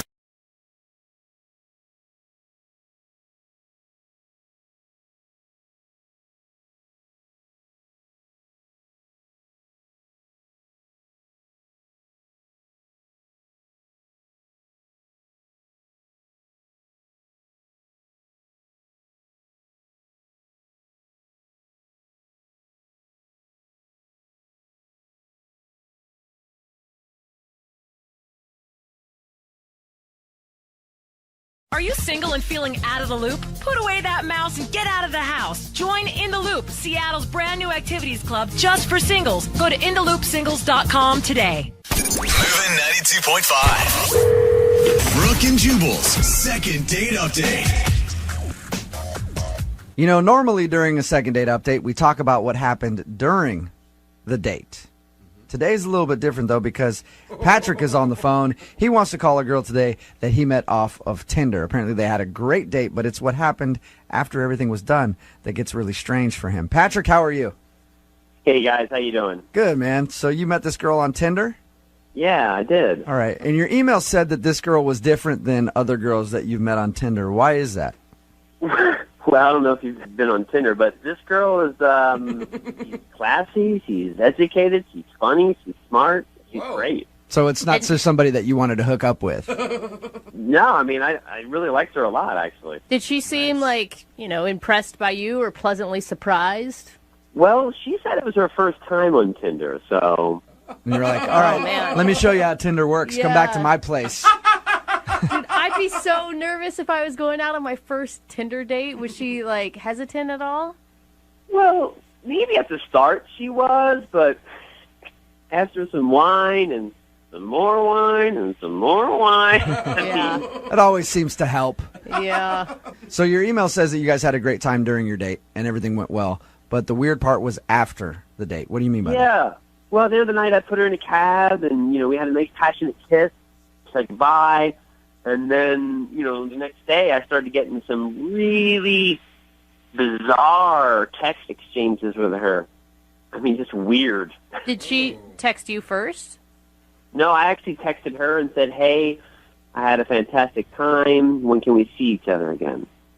That's super weird. Yeah, crazy. No, here. Oh, you know what? Let me bring it. Hold on. Let me get her up. Hold on. Here. So then, her response after I said that was, would you go to South America with me? What? What? Was she joking? Exactly. So I text back, LOL, you're funny. And then she texts back, I'm serious. Whoa. Okay. I mean, obviously at that point you're like, what are you talking about? We went on one date and you want to go to South America? That's exactly what I said. I said, you're not serious, LOL. We just had our first date. And then I wait a while, and then she texts back, never mind. Then I text right back, how about we hang out within the country somewhere, LOL. I think that's a good response. Perfect. Yeah. I thought so too, right? So I'm waiting, and a whole day goes by, 24 hours, and she finally gets back to me, and this is her text. I can't see you anymore. You're a real great guy. Good luck in the future. What? That is weird. So she asked you to go to South America. You were like, are you joking? She said, no, I'm serious. And then because you wouldn't go, she said, I don't want to see you anymore. That's what it seems like. And I'm like, what the? And I texted and I called, and she won't return any of my calls or texts. So I mean, what the? I have no idea what's going on. Is that the first time you guys talked? I mean, like, did you know she's going on vacation in South America or she's moving there? It's the first time I ever heard anything about South America. So you met her off of Tinder. How much do you know about her? How much did you discuss about her personal life when you were on your date? Well, we joked about our families and our jobs and, where we went to school. So, I mean, I kind of feel like I got to know her. I guess what I'm asking is she rich? And was she like a rich girl who was like, I like this guy, I'm going to take him to South America? And did you just pass up an opportunity of a lifetime? I hope not, my God. He's like, oh my God, why didn't I say yes? I should have said yes. I never thought of that. I mean, that better not be true, because I would actually love to go to South America. Yeah, you should have just played along and said, absolutely, I'll go to South America. Are you paying? Because I will go. Well, that is strange. And you haven't heard anything from her other than after that text exchange going like, sorry, I can't see you anymore. Good luck. She has not responded. Maybe she found a South American replacement, taking somebody else down there. Did she come off as someone who is like a lot of spur-of-the-moment decisions? No, I mean, it was one date. I mean, I don't know that much about her, but she seemed sane. Yeah, until you read those texts, and then you're like, you sure you want to call her? You sure you want to try to get her on the phone? I want to know what the hell. I mean, what was that all about? Okay, so you do want a second date, maybe, but you also are just like, why the invite to South America and then blowing me off after? Yes and yes. Okay. All right, well, play a song, come back, call her, and get your second date update, all right? Okay, thanks. Yep, hang on. Moving 92.5. Brooke and Jubal in the mornings. Second date update. The guy on the phone for a second date update today passed up the opportunity of a lifetime, an all-expense-paid trip to beautiful South America. That's right. He met a girl on Tinder. They went out for a fabulous date. According to him, everything went fine, even into the night with a passionate kiss. And then it was what happened after the date that was strange. He got invited on a trip to beautiful South America. And he said no. And then she won't talk to him ever again. Right, Patrick? That's what happened. Yep. Yep. I thought she was joking. So Patrick went on a date with a girl they met off Tinder. They had a good time, but after the date, they were texting back and forth, and out of the blue, she asked if he would go to South America with her. He said no, thinking she was joking, but apparently she was serious. because it pissed her off, and she's never talked to him since. You know what? I don't even know if we're going to be able to do this second date update because I'm assuming we're going to call her. She's going to be in South America, and her phone's going to be off, Patrick. Well, that'll be an answer, I guess. I really want to know why she would invite you to South America the day she met you. You want to know? Yeah, no kidding. No kidding. Are you regretting turning her down already? You guys keep acting like I was offered a trip from a game show or something. I mean, I still think she was kidding. I don't even know. All right. Well, we're going to dial the phone number right now, see if we can get her on the phone, and get your second date update. You ready to go? Yeah. All right, here we go.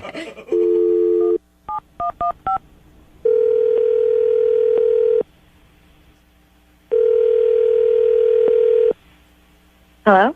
Buenos dias. Can I speak to please? Yeah, this is... Hi, how are you? This is Jubal from Brooke and Jubal in the Morning. I'm sorry? This is Jubal from Brooke and Jubal in the Morning. How are you doing today? I'm sorry, I think you have the wrong number. I didn't sign up for anything, I'm sorry. I know you didn't sign up for anything, but somebody sort of signed you up for something. Okay, well, I'm sorry. If that's true, then you can take me off the list. I'm not really interested. Unfortunately, I can't take you off the list because this is a morning radio show, and you recently went out with one of our listeners, but aren't calling him back. So he asked us to get you on the phone and find out why. I don't know if I'm comfortable with this. I'll give you a little background first. Okay, his name is Patrick. You guys met on Tinder. You know, I'm sorry. I'm not comfortable talking about this. I'm not interested. Can I just ask you one question? I'm just curious about the text messages that you sent him after your date when you invited him to South America. Were you being serious? Whoa. She's hung Wow, up. Patrick. You must have really pissed her off by not agreeing to go to South America. This is getting even weirder. All right, I'm going to try to call her back. Look, I'm not trying to be a bitch. If I'm going to talk to you, I need you guys to bleep my name out. Okay, that's fine. I can beep your name out. You're pretty much, you're anonymous anyway. Nobody really knows who you are. Do you have friends that listen to the show? I don't know. I don't even know who you guys are. So. Okay. So you're pretty much anonymous. I promise you, if you let us talk to you for a minute, I will beep your name out. Nobody will know who you are. So what do you need to know? Well, I'm curious about the text messages that you sent to Patrick. So we talked to him about your date. He said that it was great. And then he told us after your date, you asked him to go to South America. He thought you were joking, and then it sounded like you were serious. And that's the last he's heard from you. Those were private messages, and he probably shouldn't have shared them with you. Okay, but he did, and he liked you a lot, so he asked us to get you on the phone. Do you not like Patrick? No, I thought Patrick was a really cool guy. I thought he was, cute and funny and smart. Okay, and were you serious about the invite to South America? I'm just, my life's been pretty complicated lately, and Okay. it's just, I'm just going through some weird stuff right now, so I don't. Okay, well, I don't want to get into all your personal stuff. I appreciate you taking the time to talk to us. If you liked Patrick, though, can you help us give him some sort of explanation? Because he really enjoyed your time together, so much so that he emailed us to get you on the phone.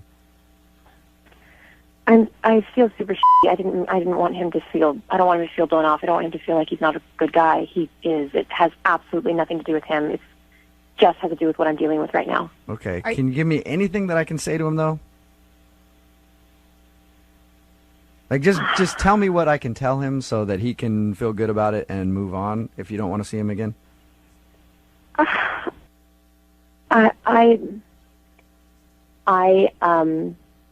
I'm getting married in 2 weeks, and What?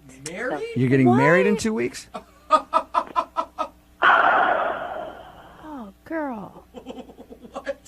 yeah, I'm getting married in 2 weeks. Why Okay, are you what- on Tinder? I only did it once. I'm just having a lot of second thoughts, and Patrick seemed like a really cool guy after talking, and I figured if I went on one last date, maybe if I liked it, the universe would tell me where I was supposed to be, whether it was dating or getting married, and So you were kind of having second thoughts about getting married and thought, I'll try one more date. If it's good, that means I shouldn't get married? I don't know what the I was thinking. It's been a really stressful time, and I know it was stupid. Okay. Why are you getting married? Don't get married. If you're kissing another guy, don't get married. What are you thinking? That's the worst decision you could ever possibly make. You know, Les, I already feel pretty I don't even want to make me feel shittier. All right. No, it's gonna hey, make I'm you not. feel No, shittier we're not if trying to. you're We're not married. trying to make you feel. What? We're not trying to make you feel crappy about it. Look, I'm gonna keep her on the phone.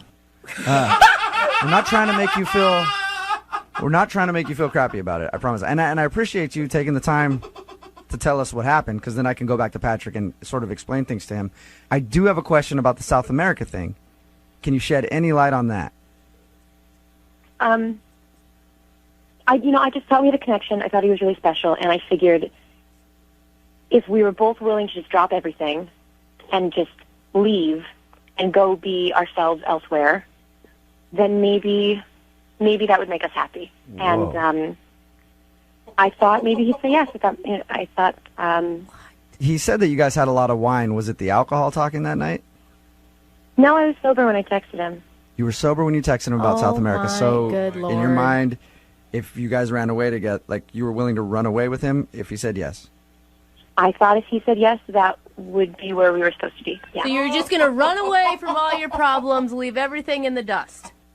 I think it's kind of a thing to say. I'm sorry. Hey, what? Look, I whatever you're going through, you're going through. I appreciate you staying on the phone with us, and I appreciate you talking to us, okay? Yeah, but I don't want him to think it's him. It's not him. Okay. Well, you can actually tell him that because he's on the other line listening. Is all this really true? Are you kidding me? No, that's Patrick. I'm so confused right now. I'm sorry, guys. This is bullshit.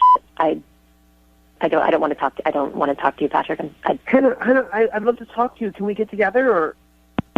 Oh no! Hello? Wow. Oh, Patrick? What? You devil, you.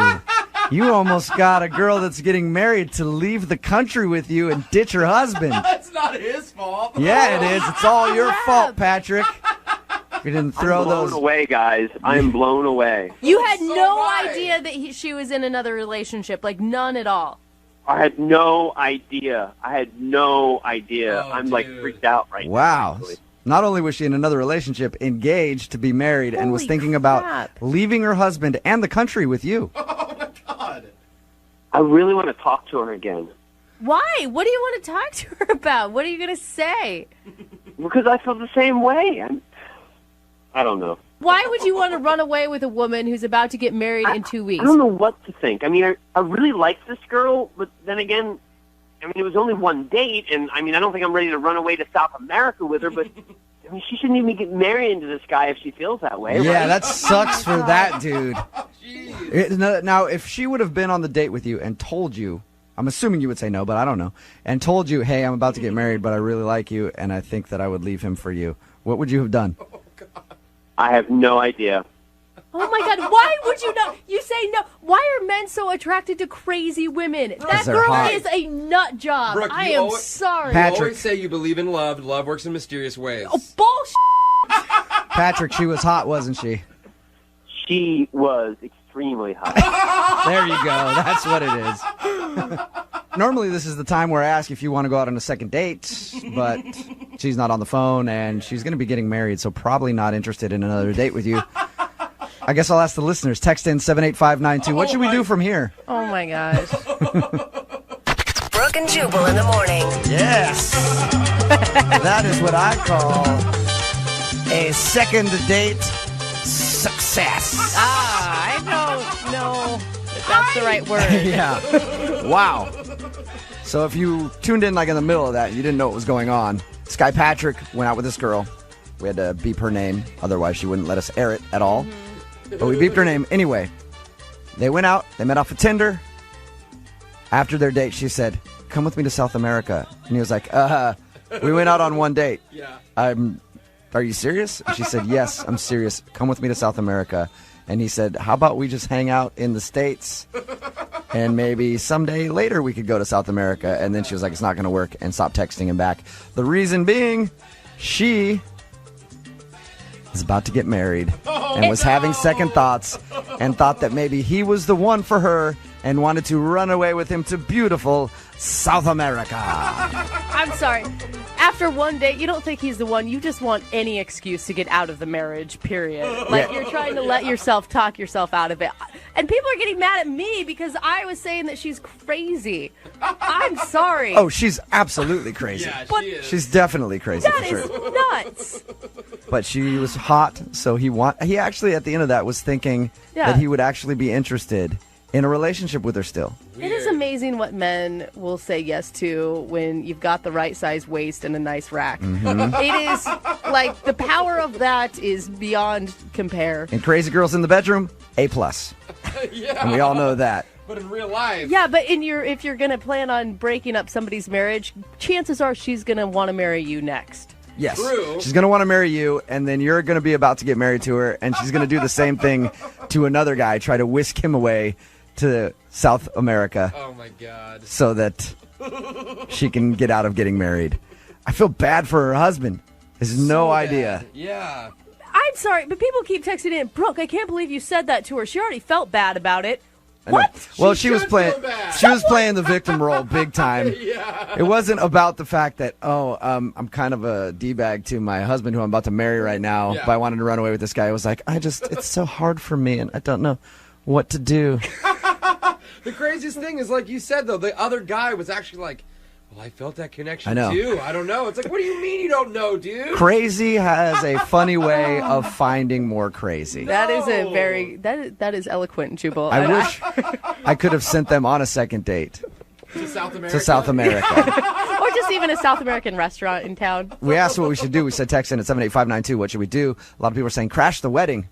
Oh. Show up at the wedding and play the audio of the second date update. My God, just give it to the DJ. Another person said pay for that dude to go to her wedding.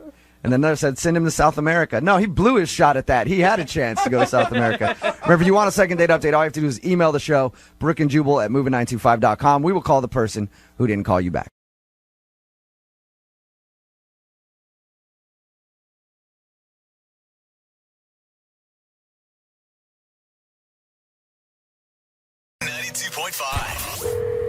Brooke and Jubal's second date update. Today's second date update is brought to you by peer pressure. That's right. When you don't even want to go out on a date with somebody, but your friends really want to know why, and they pressure you into doing a second date update, that's a little bit of peer pressure. Kate is on the phone with us. Her email actually said this: Hey guys, I went out on a date with a guy named Chris. I'm not that interested in getting a date with him, but my friends met him and they want me to do a second date update with you. So can I do one? The answer is, of course. It's a lot different than most of the second date updates we do. But Kate, how are you?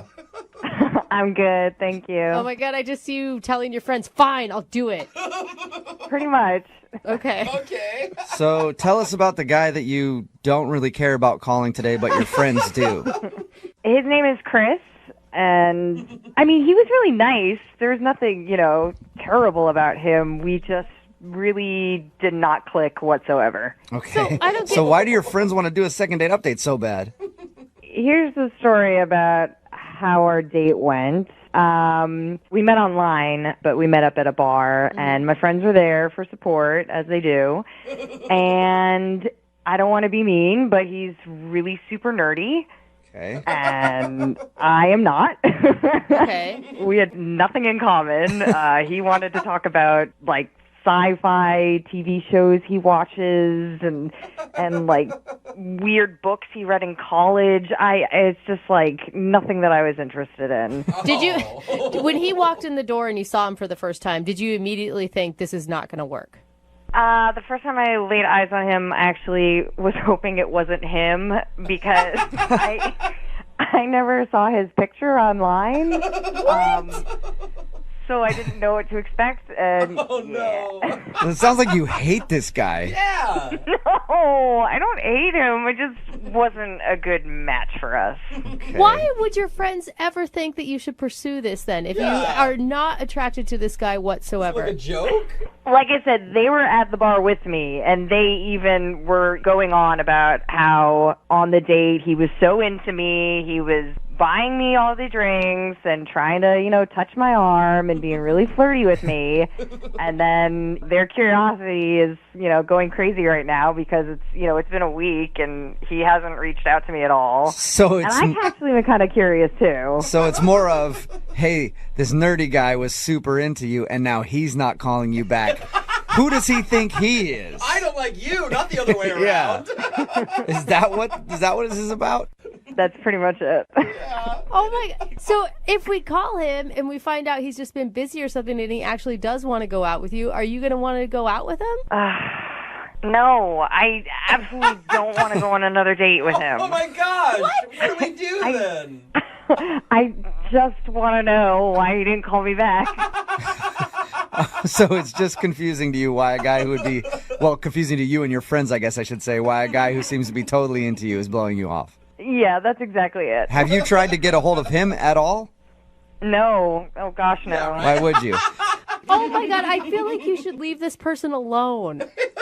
You're like picking on him at this point. I already feel bad for him. Don't feel bad for him. He's the one not calling me back. Yeah. Who does that? Let me ask you a question. When you meet up with dudes and you go out on dates, do they always get back to you? I mean, yeah, they do. I mean, I'm a good catch. Okay. But maybe, what if this guy's just not an idiot and it was very clear that you weren't interested in him, so he's not wasting his time on you? That's not an excuse. He should have taken the chance. Okay, well, we'll play a song, come back, get this guy on the phone, and find out why in the world he wouldn't be calling you back. Thanks, guys. Okay, hang on. Moving 92.5. Brooke and Jubal in the mornings. Second date update. The best way I can describe the second date update today is this. Imagine you go for a job interview and you're really super qualified, like overqualified for the job. Like you shouldn't even really be interviewing for it. Like they'd be a fool not to hire you. And then they don't call you back for a second interview and you're like, what the How could I possibly not get a call back?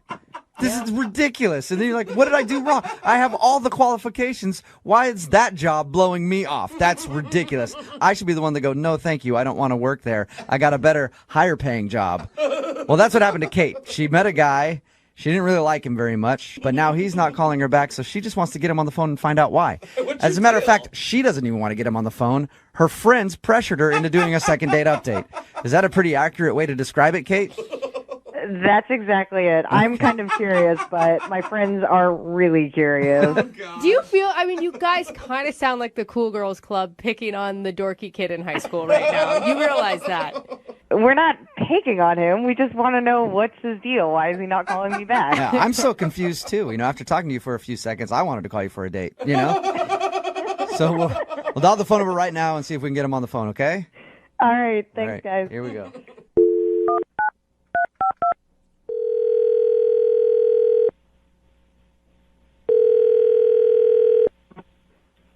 Hello?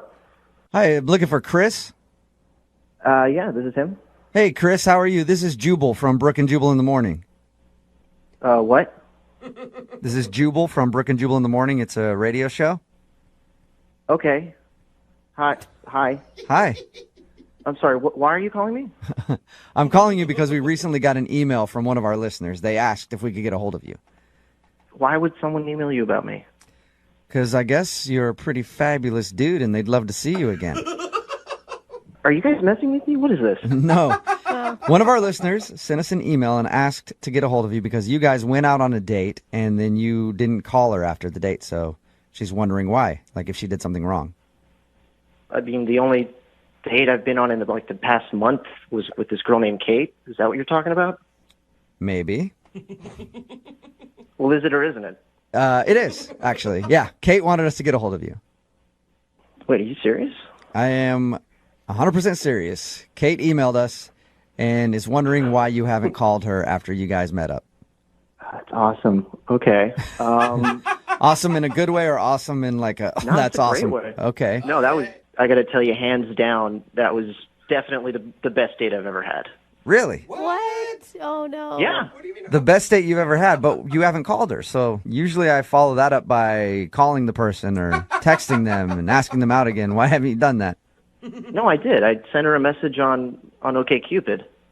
Oh, you did? On the dating website. Yeah. Okay. If she had just opened the email, she'd know that I was working on something, you know? Okay. So is that what you want me to tell her then? You're busy with work and you'll get back to her when? Well, as soon as I'm finished. I think it's going to take a few more days. I'm not sure. I mean, I would rather talk to her myself, but... So you just you're working all night long because your job is that demanding or something? No, it's not. I just think that I want to finish something, you know, that's a really nice gesture before I reach out to her. A nice gesture? What do you mean? Like some pics? Like a photo shoot or something? No. It takes all day, multiple days to get one of those right. What kind of gesture are you talking about? I'm talking, this is going to sound corny. I've been writing a short story about our date. You've been what? Wait, what did you say? I've been writing a short story about our date. A short story? That you're going to have her read or you're going to try to publish? No, I just really want to, you know, get it out of my heart, you know, and show her what I really feel. Oh, is it a book or? No, it's a short story. You know, it might be a short film. You know, I might write it into a screenplay one day. What's it about? Wow. It's about our first date. What was so great about your first date that it inspired you to write a story? Well, if you don't mind, I can just tell you a little bit about it right now, like the rundown of the plot. Sure. Okay. Yeah, okay. So, you know, it's about, obviously, boy meets girl, against all odds, sort of love story. You know, on one side, you've got, this guy, you know, he's a college-educated, driven, you know, he's funny. People like him, you know, he's charismatic. And that's the you character, obviously. Obviously, that's me. Okay. Oh, all right. And on the other side, you know, you have the girl, you know, this beautiful, beautiful mess, you know, that's... Beautiful mess? Oh, no. She just kind of looks like, if I'm going to be honest, like she's been around the block. You know, Okay. What does that even mean? How does a woman look like that? It's against all odds, you know? It's like two sides of the track. It's like two opposite faces of a coin. Right. How much more different can someone be? So you're saying that you are a very successful, smart man, and she's just a mess who's been around. She sounds like a hooker from the way you're describing her. A beautiful hooker. Like it's Pretty Woman all over again. I mean, I guess it does have, you know, shades of Pretty Woman, you know? But, the good parts only. But, you know, I do have a title, a working title. Really? What is it? Dirty Girl. Dirty Girl. And this is the romantic gesture that you've been planning on giving her. Yes, absolutely. Do you think that calling her basically just a wreck and comparing her to a prostitute like in Pretty Woman and calling it Dirty Girl is going to be a good thing? Okay, I didn't say Pretty Woman. You guys said Pretty Woman, all right? I said shades of Pretty Woman. Got it. And she's not a prostitute. She's a girl that's lost her way. And, you know, a guy comes into her life and, you know, he saves her. And I'm really glad you guys reached out to me because, you know, I wasn't sure if she was going to get back to me or if I should reach out to her. Yeah. Well, you actually kind of have reached out to her. Yeah, I've been listening the whole time. What? Wait, Kate, is that really you? Hey. Are you delusional? Were we even on the same date? What's the matter? What? Do you really not understand what the problem is? Were you not listening to what you were saying out loud? Of course I was. Wait, you didn't like it? Oh my God. You really thought that I would like what you wrote? Yeah. Has anyone ever written a romantic novel for you before? Not one where I end up being a prostitute, a dumb prostitute, and the guy is some college I never said smart dumb ass. prostitute. I never said dumb prostitute. That is true. We made the prostitute comparison with Pretty Woman, but that's what it kind of sounded like to us. Thank you. I am just shocked that this is happening. I am so out of your league, by the way. I hope you understand that. Yeah, of course you are, and that's why the story's beautiful. Oh, my God. And I'm sure you've been with plenty of men, and you know what? I'm okay with that. I'm totally cool with that. You're not helping your case, Chris. Oh, my God. Kate, you've got to see at some point. I mean, he is a romantic at heart. He's a little naive and doesn't exactly know how to talk to women, but it's a little sweet. I am just so offended right now. I don't know what to do. No one has ever talked to me like that before. No one has ever said those things to me before. I think what you have to do is go out on another date with him. Chris, would you like a second date with Kate? We will pay for it. Yeah, absolutely. No second date. That's not happening. But Kate, you're the one that wanted us to call him in the first place, so this could be a successful second date for you. I don't want to give him any more material for his novel about me being a dumb prostitute, so no way. Listen, I just need you to read the story, okay? I think if you read it, everything will be explained, and you'll understand everything. Chris, I'm sorry, man. I don't think Kate is going to see your point of view on this one. Kate, I want you to know that no matter what happens today, you will always be my dirty girl. Lovelier words have never been spoken, have they, Kate? Brooke and Jubal in the morning. Text in at 78592. It says, that guy is definitely a weirdo, but that girl is not much better. Yeah. It's Brooke and Jubal in the morning talking about today's second date update. This girl, Kate, wanted to call a guy named Chris. They went out on a date, and she was just amazed that he wasn't calling her back. They actually kind of met at a bar and everything else. Mm-hmm. And they hung out, and she's like, dude, I'm way out of his league. Yeah, poor Why guy. is he not calling me? She didn't even really care that much if she got a date. It was more that her friends put her up to it and said, you have to do a second date update to find out why this guy would not call you back because you're the bee's knees. The bee's knees. So suddenly they're in the 1920s. Yeah. We got him on the phone, and it was kind of weird because he said, no, I want to call her back, but I'm writing a short story about her, and I wanted to present it to her when we went out on our date. It was such karma, though, you know? Like, she was so stuck up about herself. Yeah. That's great. And the story, he said, was about how a smart, like, well-educated dude meets a beautiful mess of a woman. Who's been around the block a couple of times. Dirty Yeah, girl. yeah. And it was called something like Dirty Girl. That was the working title.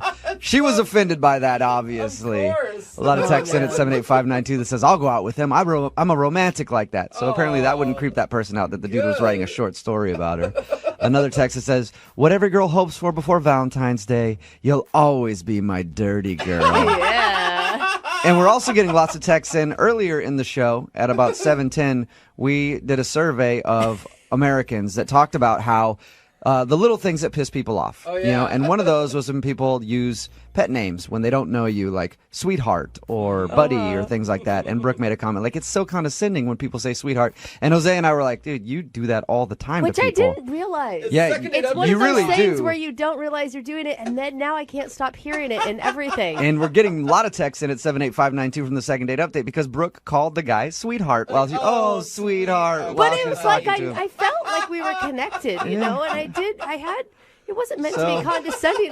That worked had out. a lot of heart for him, man. That worked out perfectly, I guess. Proof that you do that. Or remember, if you want a second date update, all you have to do is email the show, and we will call the person who didn't call you back. Moving 92.5.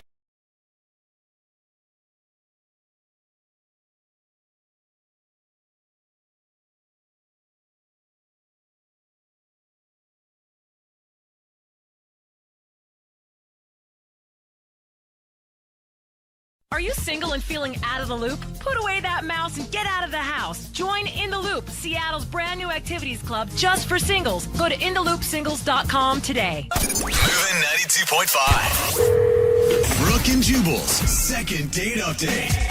How do you know if you're dating a cheater? Oh, gosh. How can you tell? I've thought about this. I was like, how can you tell if somebody's cheating on you? And I was like, well, nobody's ever cheated on me because nobody ever would. So I don't really know. Now, I know Brooke has been cheated on a lot. So how could you tell, Brooke, when somebody was cheating on you? Well, A, it's only happened once, and B, I didn't know until after he dumped me, but whatever. I didn't know until after the breakup. Anna is on the phone with us today. She wants to do a second date update to a guy that she thinks might be a cheater. His name is Ralph. Anna, how you doing? Great. How are you guys? Pretty good. Thank you for doing a second date update with us today. How did you meet this guy? I was volunteering at this event with a friend. Oh, so he's a homeless dude? That's very nice. That'd be so awesome. No, he was taking time out of his busy day to like volunteer at this event. He's not homeless. Oh, okay. I guess I was confusing it. So you guys were working the same charity event thing together? Yes, exactly. Okay. So far he sounds like a stand-up guy. Is he the one that approached you at the event? Well, we were talking. We were on the same station at the event, and a few hours of like working together, he asked me out. Okay. That's good. Nice. And so what'd you guys do? We went out to dinner. We had sushi, and we both enjoyed the same types of sushi rolls, which was Sounds funny. like love to me. I mean, no, we really just bonded over dinner. Like, it was a really nice date. It was really like a real chemistry going on, and he knew how to make me laugh. Like, he was just a nice person. At that point, was there any signs of him being a cheater, like he was wearing a wedding ring or, No, nothing like that. Nothing. He was acting like a single guy on the date. Okay. How did your date end with him? So this is where it got a little weird. He walked me to my front door. I wanted to kiss him, but it took him so long. Like, he was like avoiding it, sort of. Mm-hmm. It felt like it was. Like, he didn't just like go in for the kiss. Okay. It felt awkward. It didn't feel natural at that point. But I just thought maybe he's just nervous. But he did kiss me, a real kiss, and it was good. How much tongue? How much tongue was in there? A moderate amount. Moderate? Okay. So I didn't know, maybe you used too much tongue, he used too much tongue, and now he's like, I can't see her again because I know that I screwed that kiss up. It's actually a valid question. Could it be that? Your email said that you had a great time on the date, but I guess the way that this dude's been acting after your date is making you think that he might be in a relationship or something. Like, why do you think that? Why would you even jump to that conclusion? After we went out, I just got this feeling like he's basically communicating with me via text and never wanting to hang out with me. Like there's something shady going on just because he'll only text you? Yes.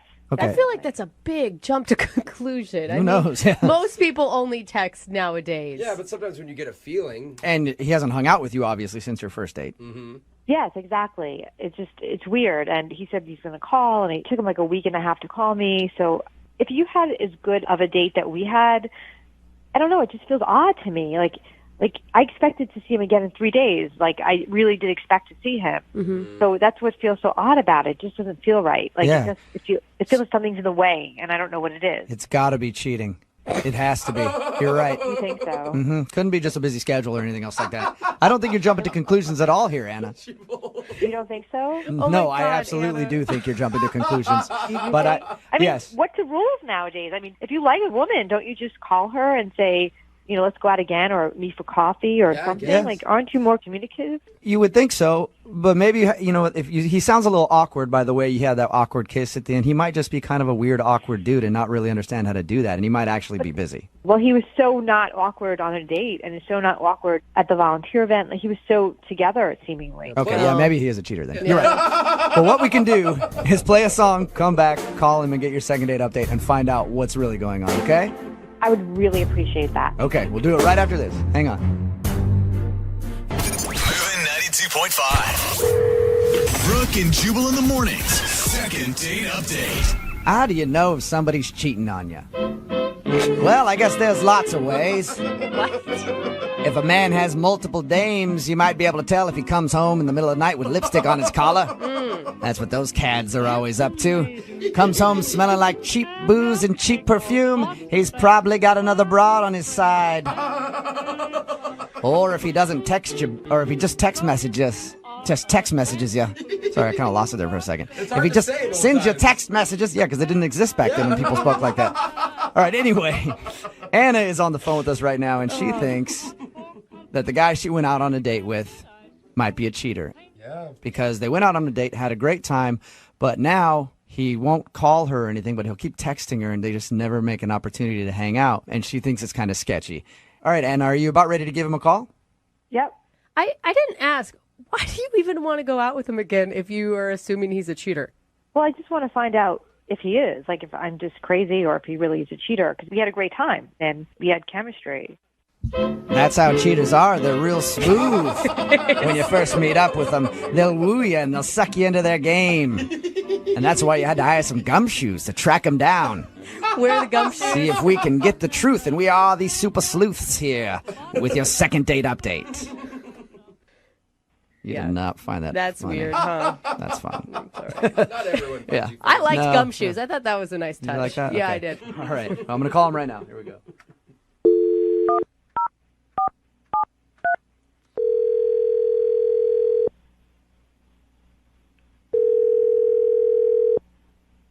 Hello? Hi, can I speak to Ralph, please? This is Ralph. Ralph, how are you? This is Jubal from Brooke and Jubal in the Morning. I'm fine. Who are you again? Jubal from Brooke and Jubal in the Morning, the radio show? What?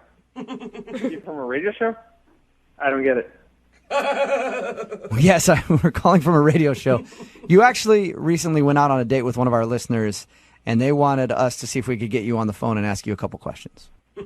What are you talking about? Well, it's a segment we do on our show called the Second Date Update. Basically, if you go out on a date with somebody and then you end up blowing them off, they email us and ask if we can get you on the phone to ask if something went wrong. Okay. You recently went out on a date with Anna. Do you remember? Yeah. Okay. Well, Anna is wondering why you won't go out with her again. I'll go out with her again. You will go out with her again? That was quick. She called you to ask me if I would go out with her again? Yeah, sort of. I guess she was feeling like something was a little sketchy because you won't talk to her on the phone and you'll just text with her and then you're constantly busy and you can't make plans and Oh, it yeah. just- I mean, I'm busy and I text, but that's what everybody does, right? I mean, everybody's busy. I wasn't blowing her off. I hope she didn't take it that way. That's what I tried to tell her, but she said it just seemed weird. No, I wasn't trying to blow her off. No, she's great. We had a good time. Oh, this might be the easiest second date update we've ever done then. Yeah. So there's nothing shady going on with you, huh? All right, here, let me tell you what she thinks, okay? Okay. She thinks that you might be cheating. Like you might have a girlfriend or a wife or something like that. That I'm cheating with her against somebody else. Yes. No way. Because she sent us an email and she was like, this has happened to me before, and it was the same No, kind of thing. that's not at all the thing with me. No, not at all. Okay, well then why not schedule a date with her? I have been meaning to. I got a lot on my plate, like most people, I got a lot to think about. Like your wife? That's probably a lot to think about. You already said he's not a cheater. No, I don't have a wife. I did have a wife at one point, and maybe that's it. This is my first. I'm starting to date after having gotten divorced, and I guess I didn't mention that to her. I gotta say I didn't, and You didn't? I felt weird about that. And how long have you been single? Oh, it's been over a year. Over a year. And That's a long how time. much dating have you done since becoming a single, free man who can do whatever the hell he wants? I think I've dated one woman. One woman, okay. Not at all seriously, just once or twice. We were convinced that there had to be something weird going on with you, but now it just sounds like you're a normal guy who's kind of busy right now. Why are you so busy? What do you do? Well, I work as a contractor, and I also have kids from my first marriage that take a lot of my time. Kids? That's okay. You don't have to say it with a hesitation or like. Well, I just didn't mention that to her either. I hope I didn't come up as not, I don't know. Kids are kind of like the biggest deal in somebody's life. I mean, yeah. how many kids do you have? 4 kids. Whoa. Whoa. That's a lot of kids. Yeah. How, like, what age range are we talking here? 8 is the oldest, and the youngest is 1.5. Oh, jeez, man. No wonder you're Been busy. Busy, yeah. No, what? How do you have free time for even this phone call right now? Yeah, that's a good question. Okay, so she doesn't know that you have 4 kids from a previous marriage. No, she does. I did not. I definitely did not tell her that. Didn't tell her on purpose. I don't know. You know what? You kind of did tell her. No, I didn't. Yeah, you did. Because she's actually listening on the other line right now. What? Hi, Ralph. This is Anna? Yes. How's it going? You didn't tell me a lot about yourself on the date. Well, 4 as kids? a first date, Yeah, but you didn't even tell me you had a kid. Not 1 kid, not 2 kids, not 3 kids. You have 4 kids. And you didn't tell me, you didn't even mention it. Like, you have a 1.5-year-old? Like, you got divorced 6 months when no, your kid was that was 6? over a year ago. You have a kid in Yeah. diapers at the moment. Yeah. I feel bad that I didn't say that, but I don't feel like I was lying because it really just didn't come up, and it wasn't what I was thinking. I was thinking more about you and trying to get to know what you're about, and I should have said something. That's something you should tell somebody. I mean, I was telling you really personal things about me. And, like, kids are pretty, like, don't you think on its first date you should tell somebody you have 4 kids? I definitely should have told you that I have 4 kids. That was a mistake. Yeah, not telling someone you have 4 kids is a mistake. Yes, and I'm sorry for that. I feel bad about that, okay? How do I know you're not married and still cheating? Like, I still have this weird feeling. I mean, I would just say, like, why would I lie about that and not about, I mean, I just told you I have 4 kids, you know, I got nothing. It's like, Yeah. Like, I'm not cheating, you know, I would, you know, whatever. I mean, the kids, I think it would be less of a big deal kind of in a way than the kids. Yeah. Is there anything else you're hiding from me I should know? Is it No, nothing. No, I'm gainfully employed. I'm a nice guy. I'm a good dad. I was a good husband. I know myself well enough to know I'm not a creep and I'm not a jerk. But I'm a normal dude. I don't even know how to ask this, but how'd you even get 4 kids? Do we have to have a different kind of lesson here, Anna? I mean 4 and... You see, when a man and a woman really love each other a lot... I think she needs it. Are kids like a big turnoff for you, Anna? I don't have any kids myself, but it's... You want some? You want some? I know a guy. I'm not sure I want one right now. I mean, maybe a few years down the line. I don't want the fact that I have 4 kids to ruin my chances of, like, us seeing each other again. It's not like, I mean, just picture me like you knew me before without the kids. That's me. You know, I'm the same person. It's just, you know, it'd be like, I don't know, like having 2 jobs or something. You know?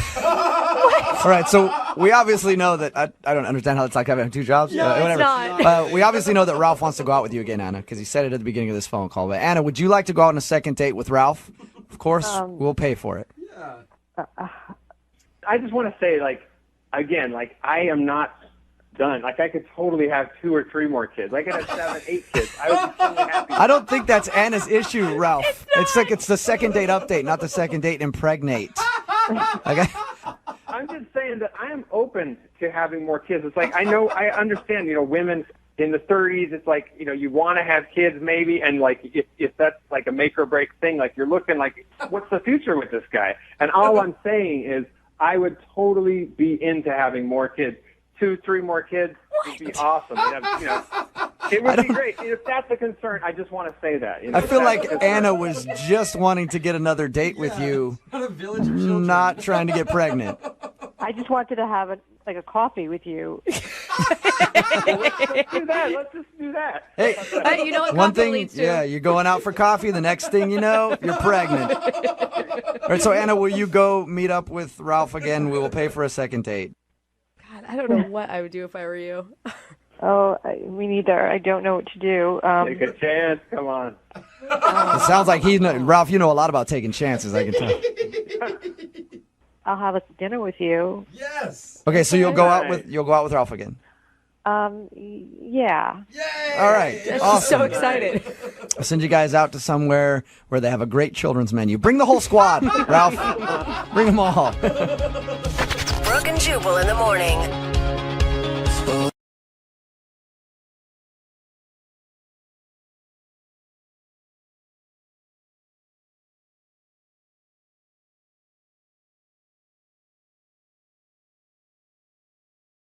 Are you single and feeling out of the loop? Put away that mouse and get out of the house. Join In the Loop, Seattle's brand new activities club just for singles. Go to intheloopsingles.com today. Moving 92.5. Brooke and Jubal's second date update. You know who I can't stand at the party? The guy that busts out the guitar. Really? You know who I'm talking. Well, of course you like him because you're female. But guys that can't play instruments don't like this dude because as soon as the guitar guy comes to the party, all the girls are just focused on him. He's so dreamy. Hello. My name is Raul, and I play the guitar for fun in front of my friends to impress them with my musical skills. And it looks like we're talking to that guy today. Oh, no. The guy that knows how to play guitar and steals all the ladies from other dudes with no talent. His name is Brenton, and Brenton is not getting a call back from a girl named Megan. Hello, Brenton. How are you? I have had some better days, let me tell you that. Yeah. Looks like the guitar thing didn't work for you this time, did it, buddy? Well, it did in the beginning because it got me a date with this girl, but it's not seeming to work from that point on. So your email said that you met this girl where you're actually playing a show? Like it wasn't like you were just hanging out? Yeah, it was my gig. I was playing for a show, and she was there having a drink at the bar, and that's where we met. Is she the one that approached you, or did you approach her?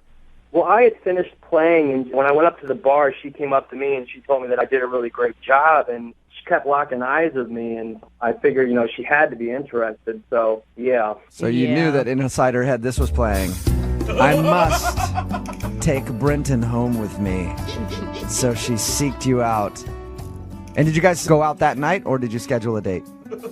We actually scheduled a date after the show that night, and we ended up meeting up for lunch. Okay. And how did lunch go with her? Well, it started off all right. Did you bring your guitar to lunch? No, I didn't. I did not bring my guitar to lunch. That's probably why she's not calling you back. Can I just ask real quick, was it your idea for lunch or hers? I had suggested we went out for a drink again after my next gig, but she insisted that we met for lunch because she had to go to work later that night. Yeah, I always think lunch is already kind of a red flag, like she's not that interested. Yeah, it was weird because we were at lunch, and she acted like she was no longer interested in me. I don't know if it was because there wasn't dark lighting. I don't know if it was because she wasn't drinking. So yeah, maybe she was drunk and it was in the dark. And she's like, "Ooh, that guitar guy's really hot." And then you showed up. She's like, "Ooh, you're the guitar guy." It actually should be like, "Ooh, that's the guitar guy." I mean, yeah, that's what it should be. That's not the reality sometimes. But maybe you're right. Maybe she met you that night and she had a little bit to drink, and you were not who she thought she had asked out. Well, I mean, if anything, she may have been lying to me then because we really did hit it off at the bar the first night. How did everything end with her? Well, I paid, hoping that would kind of put a little bit of icing on it, but Did you pay with your card or did you pay with a song? Guitar man. Yeah, I paid with cash. Oh, cash, yeah. That's lame. So with as hot and heavy as this date sounds, I'm guessing you did not get a kiss at the end of it. No, but this is the thing. We actually set up another date after the lunch date. Oh, really? How did that work? I told her that I was going to be playing at this next gig because I play at these small venues all around the city.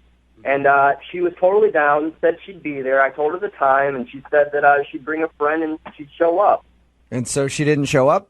No show, didn't pick up after when I called. She just basically fell off the face of the earth. So you haven't heard anything from her since you guys went out to lunch?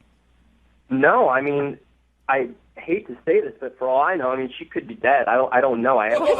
Because that's a jump to conclusion you should make. No, you're right. In my experience, anytime a girl hasn't called me back, it's because she's died. And I feel like you and I are kind of kindred spirits like that, you know? Yeah. I mean, you probably have the bongos at the party. I'm the one with the guitar. Yeah. Jubal is totally the bongo guy, definitely. Women love it. All right, well, we'll play a song, come back, call her, and get your second date update, okay? Thanks, man. All right, man, hang on. Moving 92.5. Brooke and Jubal in the mornings. Second date update. We're in the middle of a second date update, and if you're just joining us, Brenton is on the phone. And Brenton is a guitar player. That's how he met the girl that he wants to call today. He met her at one of his shows. They hit it off, they met for lunch, and ever since lunch, she has not contacted him at all, even though he's tried. And Brenton just got done telling us that he and his guitar have bagged over 1,000 women. And now he's just trying to track her down because she's the one that got away. Isn't that right, Brenton? I never said that. Yes, you did. Poor Brian. You said, I have bagged 1,000 women, Jubal, and then you strummed your guitar. I heard you. I'm a one-woman kind of guy. I don't know. I bet you could bag 1,000 women if you wanted to because you play guitar. Well, I'm not doubting it, but I'm saying I'm not like... All right. Oh, Brenton, you're like adorably dorky, and I really like it. We're about to call... Thank you. What's her name? Her name's Megan, right? Yes, Megan. All right, we're about to call Megan right now. Any last thoughts before I dial her phone? Let's pray that she's kind to me. All right, here we go.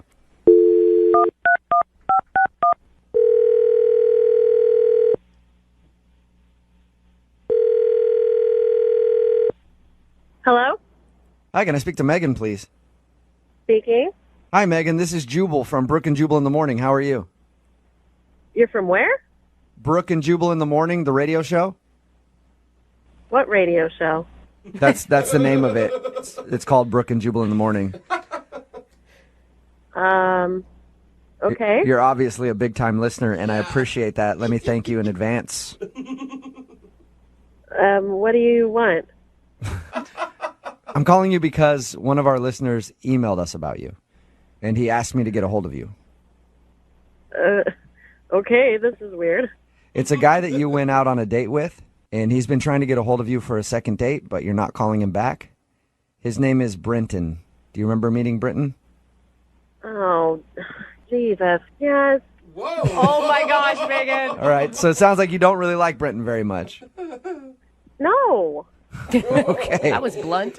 I'll just tell you what he told us. He said that you guys met at a gig where he was playing guitar. You seemed really into him, and then you went out to lunch, and during lunch you got cold and seemed upset with him, and then just haven't called him back, haven't made any effort for another date or anything.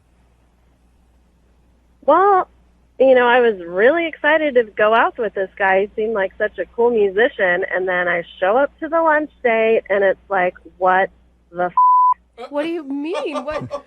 He was still the same guy, right? Yeah. No, he was not the same guy. Oh, all right. Here's one of the things that he told us he thinks it might be. He thought that maybe that night when you met him, when he was playing guitar in the dark, he looked hot. And then you saw him in broad daylight and you were like, oh my God, he's ugly. Is that what happened? Well, I mean, he's a good-looking guy. He looks fine, but just the way he was dressed. The way he was dressed? So he's a bad dresser. I mean, he comes in and he's wearing slacks and a button-up shirt. Well, it's during the day, and he probably has a job. Isn't that a good thing? Or dressing up for the date? He's supposed to be this hot musician, though. So it was his clothes? I mean, I'm trying to figure out, what it is. And within 5 minutes of talking to him, I realized he's a f***ing programmer. A what? What? A brogrammer? What is a brogrammer? Oh, come on. You know what a programmer is. I actually have no idea. What is that? These middle-aged white guy tech nerds that are just f***ing taking over the city. Oh, so he's okay, so you're saying that he's like a tech dude by day, and then he plays guitar as a hobby, and that's unattractive to you. Exactly. He's not a true artist. He's working for the man, doing his tech program stuff, and pushing all the artists out. So you want him to have no money and be living in a studio apartment with 4 other people right now? Not necessarily, but he should be trying to work for it and trying to be an artist. If he's an artist, he shouldn't be working a day job. So you don't think he should perpetrate at night and try to play guitar and act like an artist when he actually is part of the corporate world? This guy is exactly what we don't need in the city. He is such a fake. They're taking over the city and ruining it. Wait, why are you so passionate about this? What do you do for a living? I'm just curious. I'm an artist.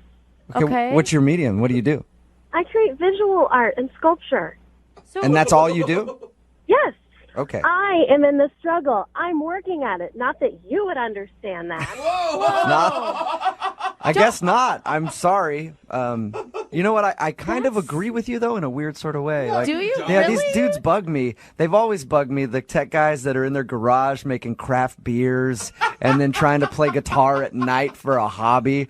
I kind of understand what you're getting at, Megan. I'm maybe not as passionate as you are about it, but I guess I sort of understand what you mean. The city's just overrun. Traffic is worse. They're moving into the city. Rents are going up because they all want to come live in a cool downtown loft. My friends are getting kicked out. It's just they're ruining the f***ing city. They're all over the f***ing place. These stupid programmers. I can't even ride my bike down to the store because these f***ers are taking up the whole road with their f***ing fancy cars. They're all up in the f***ing way. Okay. So that's pretty harsh. Thank you for being honest with us. I appreciate that. Well, I don't know what else to f***ing tell you. This guy's a douche. No, hey, That's all you needed to tell us. That's all we were calling to find out is why you weren't getting back to him. I should also let you know that Brenton is actually listening to this conversation, though. What the I can't believe you're judging me because I make a living so I can do my art. You're not an artist, Brenton. You're a hobbyist. It's so unattractive. This is absurd. Megan, don't you think you're being like a little closed-minded? No, I'm not closed-minded. It's these programmers who think that they can just run the world and squish all of the artists out and think that they can just dabble in it at night. But wasn't he a pretty good guitarist? I mean, he was okay. You liked him when you first met him. Yeah. This is just bullshit. I feel tricked. I feel like you tricked me. I tricked you? I got catfished by a programmer. How do you think I feel here? Oh my God, she is so upset. Megan, I do have to ask you, and I think I know your answer, but I have to ask the question anyway. Come on, dude. Would you like to go on a second date with Brenton? We will pay for it. Oh, no. You sure? No. I'll send you guys to a farmer's market where everything's fair trade. Brenton probably doesn't even know what the it is. Brenton, you want me to try harder to get you another date? I can keep going. That's fine, Megan. You don't have to take another date with me because I can get wherever I want with my guitar. Whoa. Not an artist like me. You're never going to get this. Oh my God. Wow. Why don't you just go do one of your other programmer friends, Brenton? Well, when you're a true artist, there is no sexual preference. You just take what is given. Wherever the wind blows you, you go. Right, Megan? I'm done. You know, Brenton, go enjoy your life in your cookie cutter house with your wife and your 2.5 kids and your Cocker Spaniel. And while you're living your bullshit existence, I will be creating. I think She hung up. Brenton, she hung up. Wow. Good.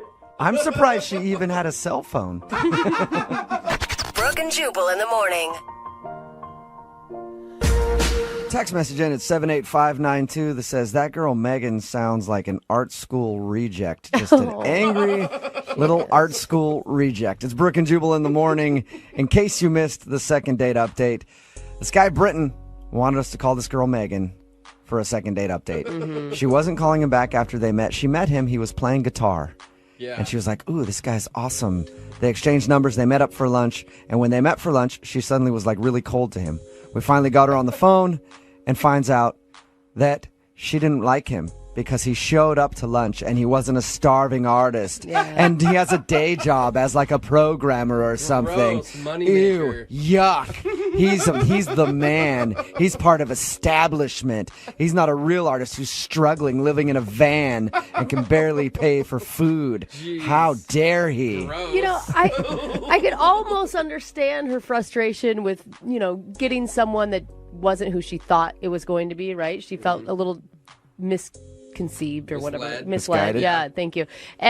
But her anger, like, they're so angry. So you can't mad. hear anything she says because she's just so angry. Yeah, she's just really, really mad at anybody who's not a true artist. Yeah. They should be kicked out of this country. As a matter of fact, they should all be burned with their computers. I bet her art is very deep. Very deep. I struggle because I choose to struggle. Let's Yeah. say offered me $1 million, I wouldn't take it. Yeah, if somebody gave me $1 million for a painting of mine, I would shun them and turn it away and never make any money. You know why? Because I'm a real artist. Either that or we find out that she has a big trust fund from mommy and daddy. Yeah. You know? She's actually sitting on like $100 million, so she can afford to just do her art.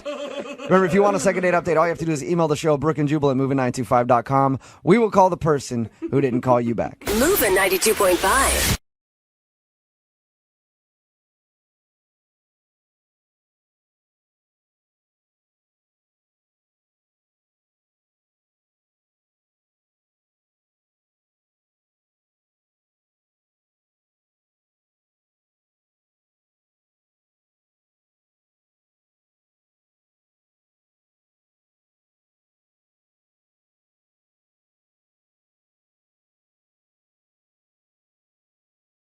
Moving 92.5. Brooke and and Jubal's second date update. It always sucks when you don't get a call back for a second date, especially when that first date cost you $1,500. Whoa! What are you doing? And that is the problem that Cece is having. She's on the phone today to do a second date update with a guy whose name is Tag. What's up, Cece? How are you? I'm good. How are you guys? Good. Oh my God, $1,500 on a first date? Well, technically, I didn't pay $1,500 on the date. It was a dating service that I paid for. So you went through a dating service and it cost you $1,500? That's the part of your email that confused me, because you said in it that you spent that kind of money to do this, but why did it cost so much? Because it's a professional service that sets women up with professional men who have professional jobs, have their lives together. A lot of them are millionaires and things like that. So this is like a millionaire matchmaker type deal? Yeah, something like that. I mean, I've done other dating sites, and I'm done with them. I've wasted a lot of time on guys that just don't have their lives together, that are not ambitious, and it's not even really about the money. I want a guy that's ambitious. AKA, you're looking for a dude who has some money. Yeah. Well, I mean, that comes with ambition a lot of the time, but I dated too many losers on all the other dating sites. All right, so tell us about this guy named Tag and your date. So, Tag, he's really nice. He does, like, business development type of things. He works in real estate and has, startup companies, things like that. And they told me that he just didn't have enough time to meet the right person. Okay. So, we talked on the phone, then we went out to dinner. And, I mean, I was nervous, but I felt like it went well. Okay. So what about him did you really like? Well, the last couple of people I went out with, it just was kind of expected that it was a hookup thing. Like, within, like, the first hour, it was like, all right, so when's this gonna happen? And these are people that you met off of this $1,500 dating service thing? No, those are people from, like, the other sites. The free sites, the cheap sites for Plenty the poor of fish. people. Right. Yeah. So how did your evening with Tag go? Was it fun? Was there anything interesting about it? It was good. I mean, I was super nervous because I hadn't gone out with a guy like that in a while. So I was trying to come up with something interesting or impressive to say, and I wasn't even thinking, and I just blurted out and asked him how much he made. What? And I didn't mean to. It just came out. I was super nervous. Did you immediately say, I'm so sorry, I didn't mean that? Yeah, as soon as it came out of my mouth, I immediately apologized. Yeah, I can understand why. I think I can understand why he wouldn't want to call you back if it seems like you're only interested in his money. Yeah, so you're a millionaire? I mean... Well, I wasn't only interested in his money. It was like an honest mistake, so... What did he do after you asked him how much money he made? He was gracious about it, but he just kind of looked at me a little bit weird. Mm-hmm. And, the rest of the date went on as normal. So he never answered you. You don't know how much money he makes. No, I was like, sorry, I didn't mean to ask that. You don't have to answer that. And can I ask, are you coming from a place where you're really successful and making your own living right now? Well, I'm not on that level. I'm not exactly where I want to be just yet, but I do support myself. I pay all of my own bills. All of that. But it'd be so much nicer if you had somebody else to do it for you, wouldn't it? It's Jubal's dream, too. It Don't really worry. is, yeah. You guys share that together. Yeah, that's not a bad idea, but I know that's going to take time. So how did everything end with you guys? Well, he took me back to my place, and we had a little kiss at the end. And was it a peck or was it more romantic? It was kind of a peck, but I thought that was pretty respectful for a first date. Yeah. Okay. And have you tried getting a hold of him since you guys went out? They, on the site, said to wait for the man to call you, and he just hasn't called back. And how long has it been? It's been like almost 3 weeks now. Okay, so he's definitely not calling you then if it's been 3 weeks. Well, he might be ditching me, but then he also did say that he's really busy and he's got a lot of stuff going on. He's got a lot of things to deal with his real estate and all of that. So maybe that's it. Could certainly be. I do feel like you're paying $1,500 for the service. They should be doing this for you instead of us. Yeah, I mean, they should be taking care of it, but I just thought I'd rather call you guys because you guys get it handled immediately. Yeah, we cost $3,000 to do this.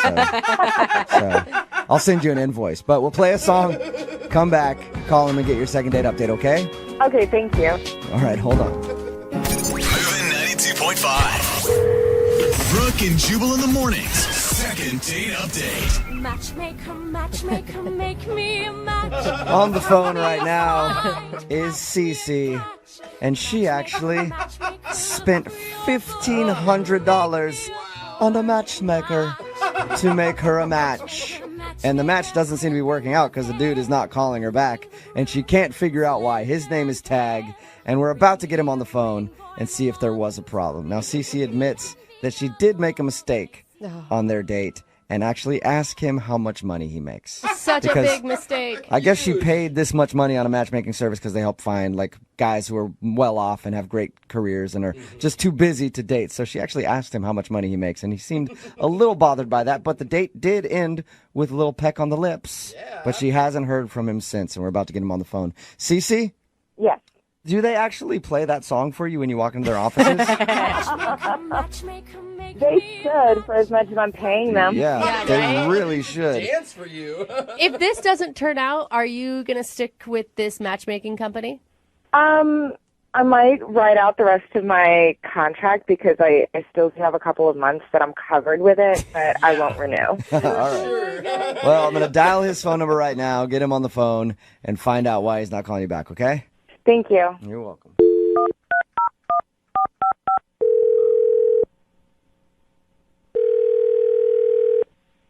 Hello, this is Tag. Hey, Tag, how are you? Good. How are you? Who is this? This is Jubal. I host a morning radio show called Brooke and Jubal in the Morning. What is this regarding? I don't have a lot of time. I'll make this quick. It's regarding a date you recently went on. What? How'd you get my number? Well, I got it from the girl that you went on a date with. She actually emailed us and asked if we could get a hold of you because you're not calling her back. You serious? Yes, I am. Her name is Cece. No. I'm not going out with her ever again. Oh, okay. That was quick. Yeah. I guess we got our answer. What's the problem with Cece? Can you tell us? So wait a second. Are you guys working with the matchmaking service, and that's how this is happening? No. Although I would like to be because it sounds like a lucrative business. Cece actually emailed our radio show and asked us if we could get you on the phone to find out why. She's confused and would love to see you again, but unfortunately, you're not calling her back. Okay. She told us that you guys went out to dinner and there was an awkward moment where she asked how much money you made. Wait, she actually told you about that? Yeah, she did. She thinks that's the reason you're not calling her. I think it's probably the reason, too. That's embarrassing. Well, that was completely out of line of her. I mean, it's a first date, you know? I couldn't believe that she did it, and you know, she apologized to me, but really it just didn't help. I could tell that she was still thinking about it, and it was on her mind. So, Tag, how much money do you make, Tag? I'm just curious if you could tell me.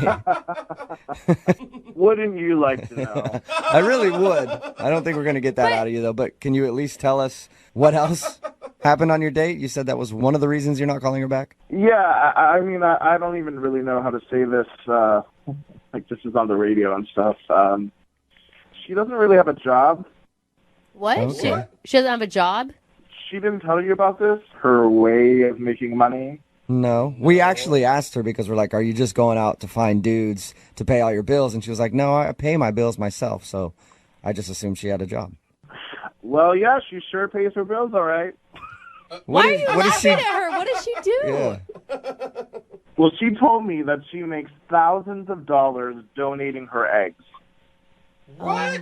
Eggs? Her eggs? Like from her ovaries. Oh, No, like okay, so your she doesn't have eggs. like chickens in a coop in her backyard. It's her reproductive eggs that she's selling. Yeah, no, she's not a farm girl. She's I guess you could say she's a farm girl. She's farming herself. So Dude, that's I how will she's say- making her money? Yeah, I mean, it was kind of weird. Like, she starts bragging about how good her genes are, and No, for real though, you have to go through some like stringent tests in order to be able to donate your eggs. It's like no joke. They want to make sure you are grade A. yeah, she told me all about it.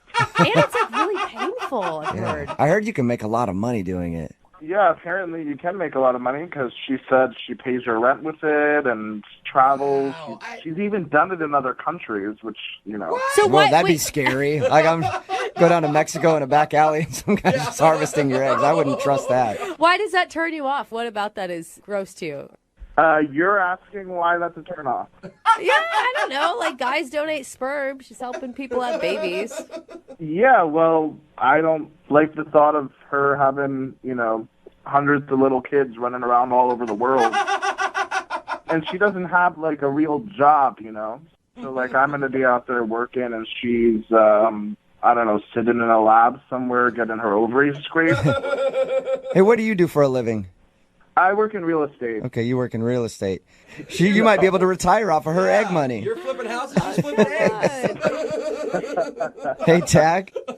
I also need to be honest with you and tell you that she's actually on the line listening to this conversation and wants to talk to you. What? Yeah. Yeah. Get the out. You're kidding. I don't have a real job, Tag. Selling your eggs is a real job. I make money doing that. I make a lot of money doing that, okay? And I work all over the world in different countries helping women. Yeah, I mean, you work all over the world. You should probably put that word work in quotes because I'm not really sure if that's work in Yeah, it is work. It is legitimate work. I have to take care of myself, and I have to make sure that I'm in good condition. You have to just let your body do its natural function. I mean, I don't really know how you call that working. You're just No, you have to be healthy. You need to have top quality eggs to give to other women. I mean, it's actual work. Oh, yeah, right. Oh, so just because I don't sit around in an office all day with a secretary, that's not work? I don't know what you want me to say. Like, I have a job. I make a lot of money, and I'm there working. I have a job, too, and I also make a lot of money working. Well, I mean, how long can you keep that up for? It's not a real career. You can't do it forever. Eventually, your body is going to go, nope, no more. You know what? Quit putting this down and trying to judge me. Maybe I can't put this on my resume, but I'm a humanitarian. I'm helping people. I think you could put it on the resume. I'm sure you could put that on the resume, Cece. I mean, I just find it kind of hilarious that she thinks that this is humanitarian work. Cece, did he come off this condescending to you when you guys were out on a date and you just somehow missed it? You know what, Brooke? I had no idea that he was so against helping women and helping women to have children and so against the miracle of life. What is this? Why am I suddenly like the bad guy here? You know, like, I'm not against women. I just want a woman who has an actual job. Tag, it is an actual job. And if you don't believe me, why don't you come with me to one of my appointments and see my eggs up close and in person? Oh, there you go. Hey, how about that? That sounds Tag? like a sexy second date to me. Tag, would you like to go out on a second date with Cece? We will pay for it. I can't believe we're even asking that question. You want to see your eggs, bro? Hey, come check out my ovaries, baby. Yeah, I totally let him do it. Obviously, he disrespects what I do for a living, disrespects women. Come on, come see. Oh, my God. Cece, obviously, like, you were drooling over how much money I made, and if I really wanted to, I could have seen your ovaries in another way. Whatever. Kiss my eggs, Tag. Kiss my eggs? That's awesome. That's a first and a second date update. Brooke and Jubal in the morning. For all that. Obviously, he disrespects what I do for a living, disrespects women. Come on, come see. Oh, my God. Cece, obviously, like, you were drooling over how much money I made, and if I really wanted to, I could have seen your ovaries in another way. Whatever. Kiss my eggs, Tag. Kiss my eggs? That's awesome. That's a first and a second date update. That is a clip from today's second date update. This girl named Cece wanted to call a guy named Tag who wasn't calling her back after their date. We found out the reason that he wasn't calling her back was because she claimed that her career was selling her eggs so that she can take vacations and stuff like that. You can get a lot of money for selling your eggs, but he was like, Apparently. it's not actually a career. Yeah. And eventually she's just going to be wanting me to take care of her. Yeah. And she was like, no, this is a career. Everybody texting in at 78592 agrees that is not a career. No. I think it is. You do? Yeah, if I had eggs to sell, absolutely. You could go sell your sperm, and that's not a career either. Except that's like $50. You get thousands of dollars selling eggs. It's because it's like a crazy, intricate process, and it's supposed to be really painful. There's some people texting in. They're like, my friend did this, and she made like $30,000. Yeah. Yeah. Like, that's a lot of money, dude. I don't think it's worth it. Really? So much work and pain. And apparently she has to keep her body like right all year round and eat right and So everything hard. else. I love how nobody brought up, he never brought up the fact that she flat out asked him how much he made during dinner. Yeah. Like, that wasn't the problem. I feel like Seems that kinda should be the sketchy. problem. Met him on like a gold digger website, Yeah. pretty much. I Right? do know my favorite thing, though, was this line. Whatever. Kiss my eggs, Tag. Kiss my eggs. That is the one thing that we can take away from today's second date update. The next time somebody's messing with you, just tell them to kiss your eggs. Whatever. Kiss my eggs, Tag. Kiss my eggs. Is donating your eggs a career? Text in 78592. career. I think it's a good career path. No. And every woman should do it. It's Those really things dry up way too young and for it to be a career. Whatever. Kiss my eggs, Tag. Yeah, kiss my eggs. Remember, if you want a second date update, all you have to do is email the show, and we will call the person who didn't call you back, and then you can yell at them Whatever. Kiss my eggs, Tag. to kiss your eggs. Moving 92.5.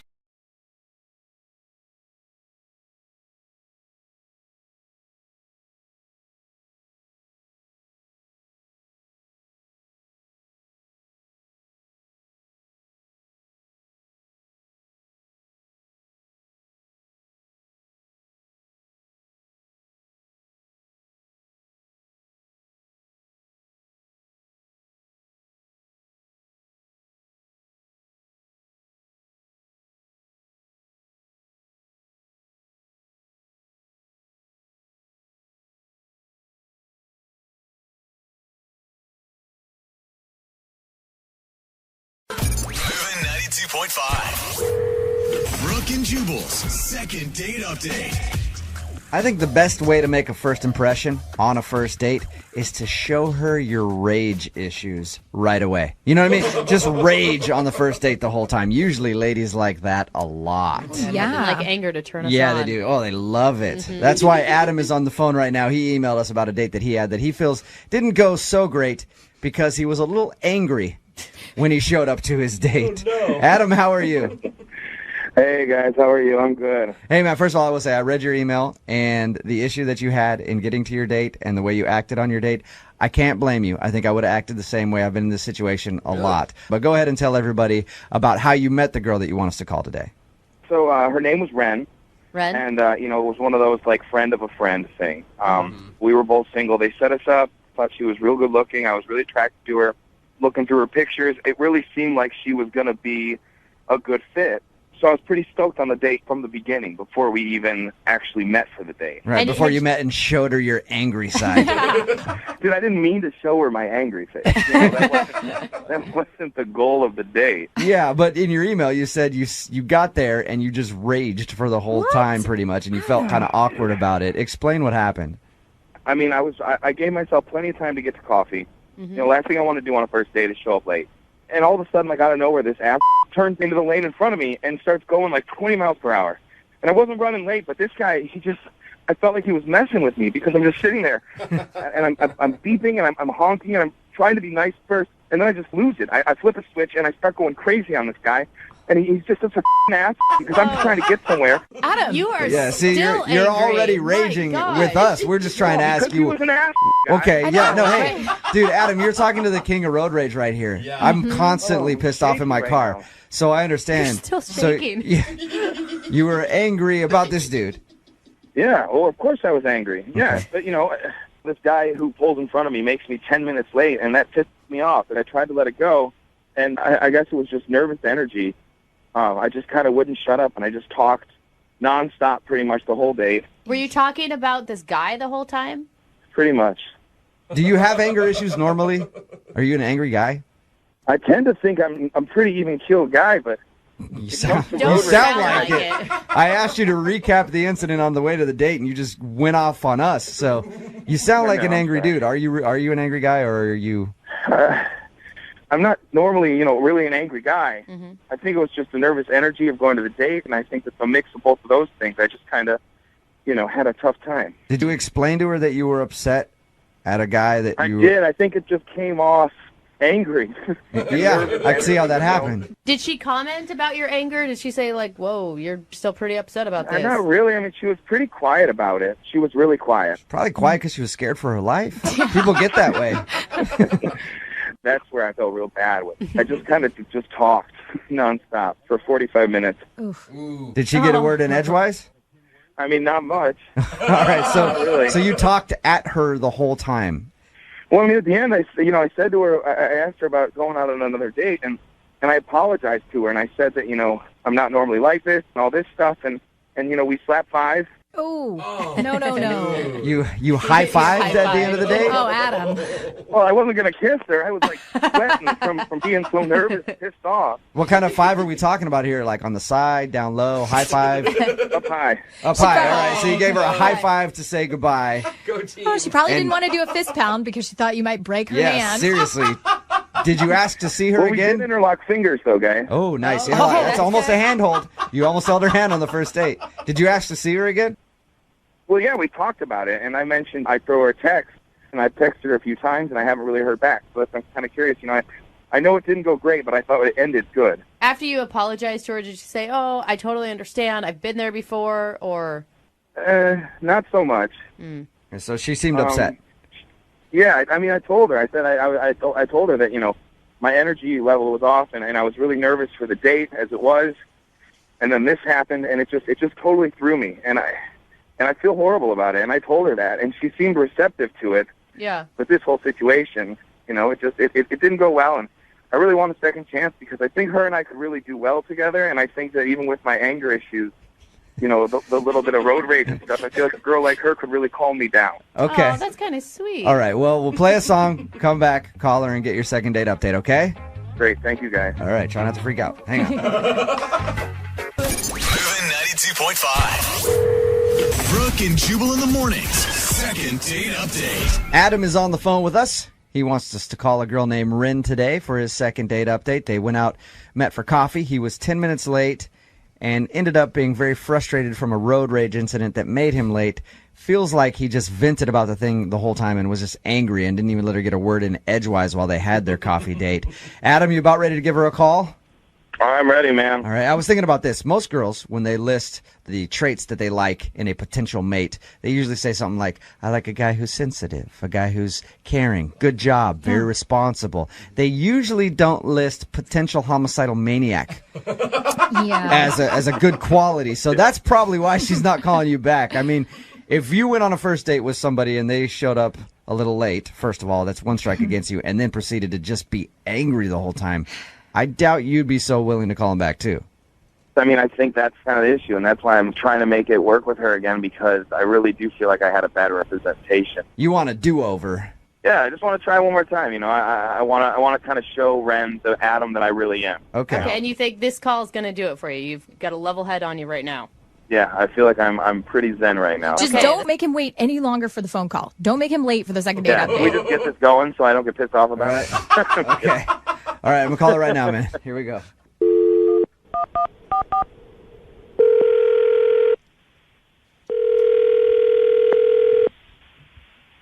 Hello. Hi, can I speak to Ren, please? This is she. Hey, Ren, how are you? This is Jubal from Brooke and Jubal in the Morning, the radio program. I'm sorry, I think you have the wrong number. No, I'm pretty sure I have the right number, Ren. There's not a whole lot of Rens, and I was given your number by a guy named Adam to call you today. What? Yeah.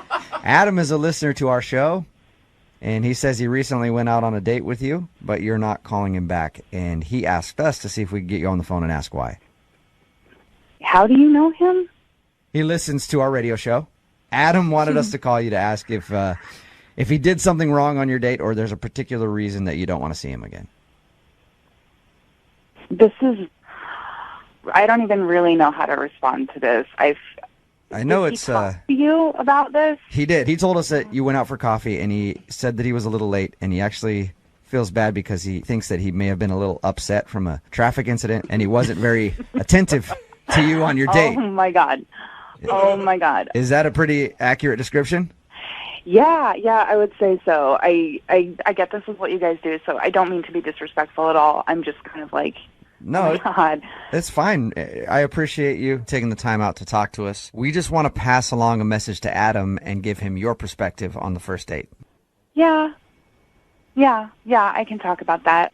My experience with Adam was very limited, and I'm not a very confrontational person. Mm-hmm.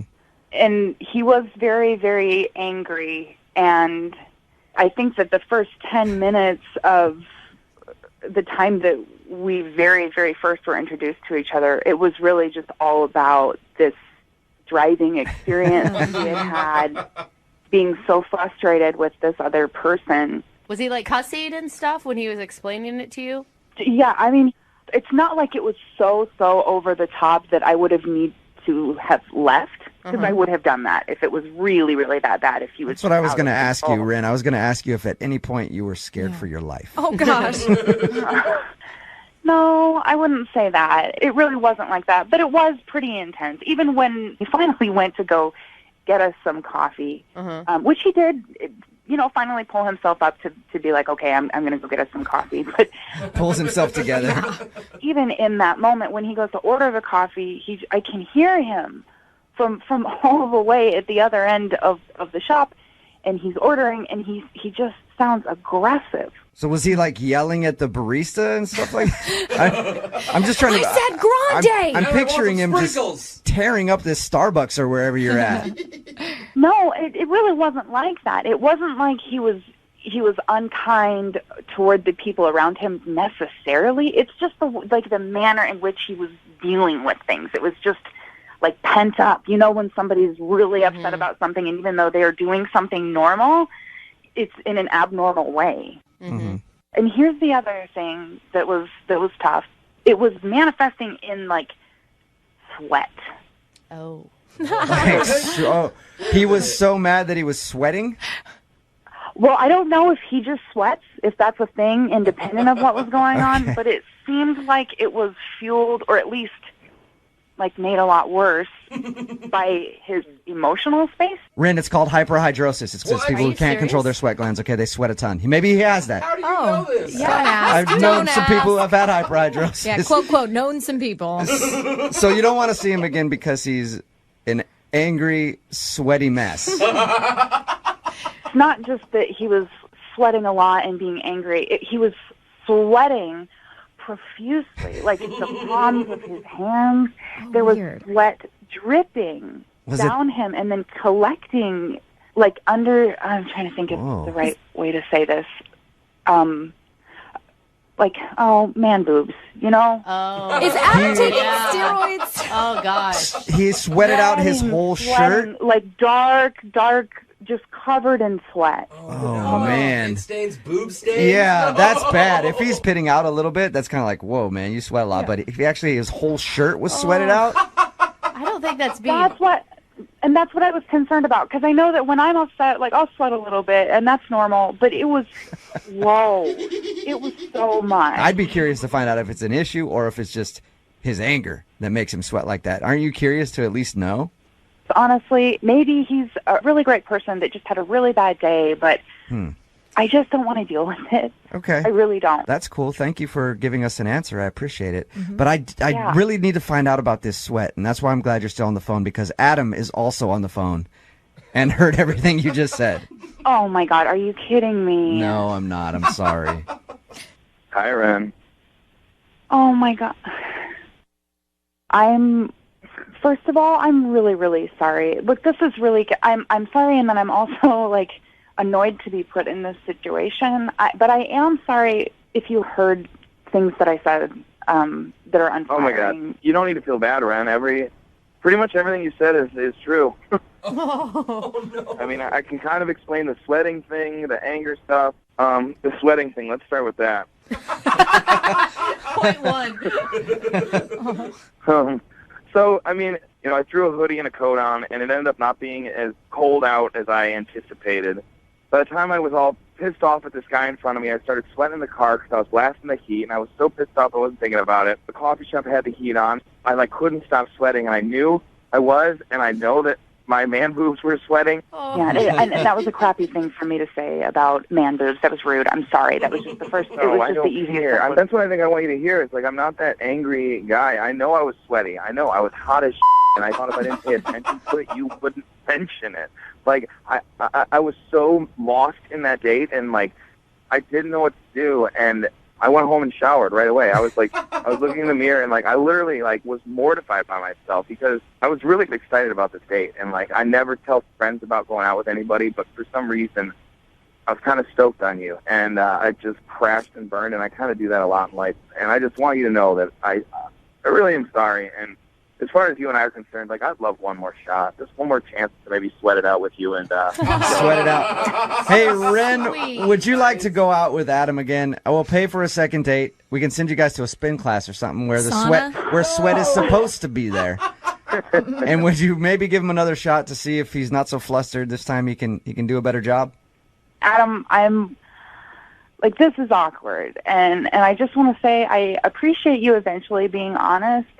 I think that what I would have preferred is if you could have communicated this to me not on a radio station, because you did contact me and you didn't really ever just come out and say. I totally get it, Ren. I mean, as crazy as I was there, it's probably crazier that I ended up on the radio with you right now. But I tried calling and texting you, and, you never got back to me. And so, like, I felt like this was my last option of how I could get a hold of you. Ren, will you do it? Will you go out with him one more time? Come on, Ren. We've never had anyone be so sincere. Will you drive, please, just so we're... And he's funny. All right, okay, all right, yeah. One more day. Nice. All right. Ren, thank you for your time. Adam, congratulations. You got your second date, man. Thank you, guys. Ren, this is going to be great. I promise you. I'll see you soon. Adam, 2 words before your next date, all right? Gold bond. Okay? Brooke and Jubal in the morning.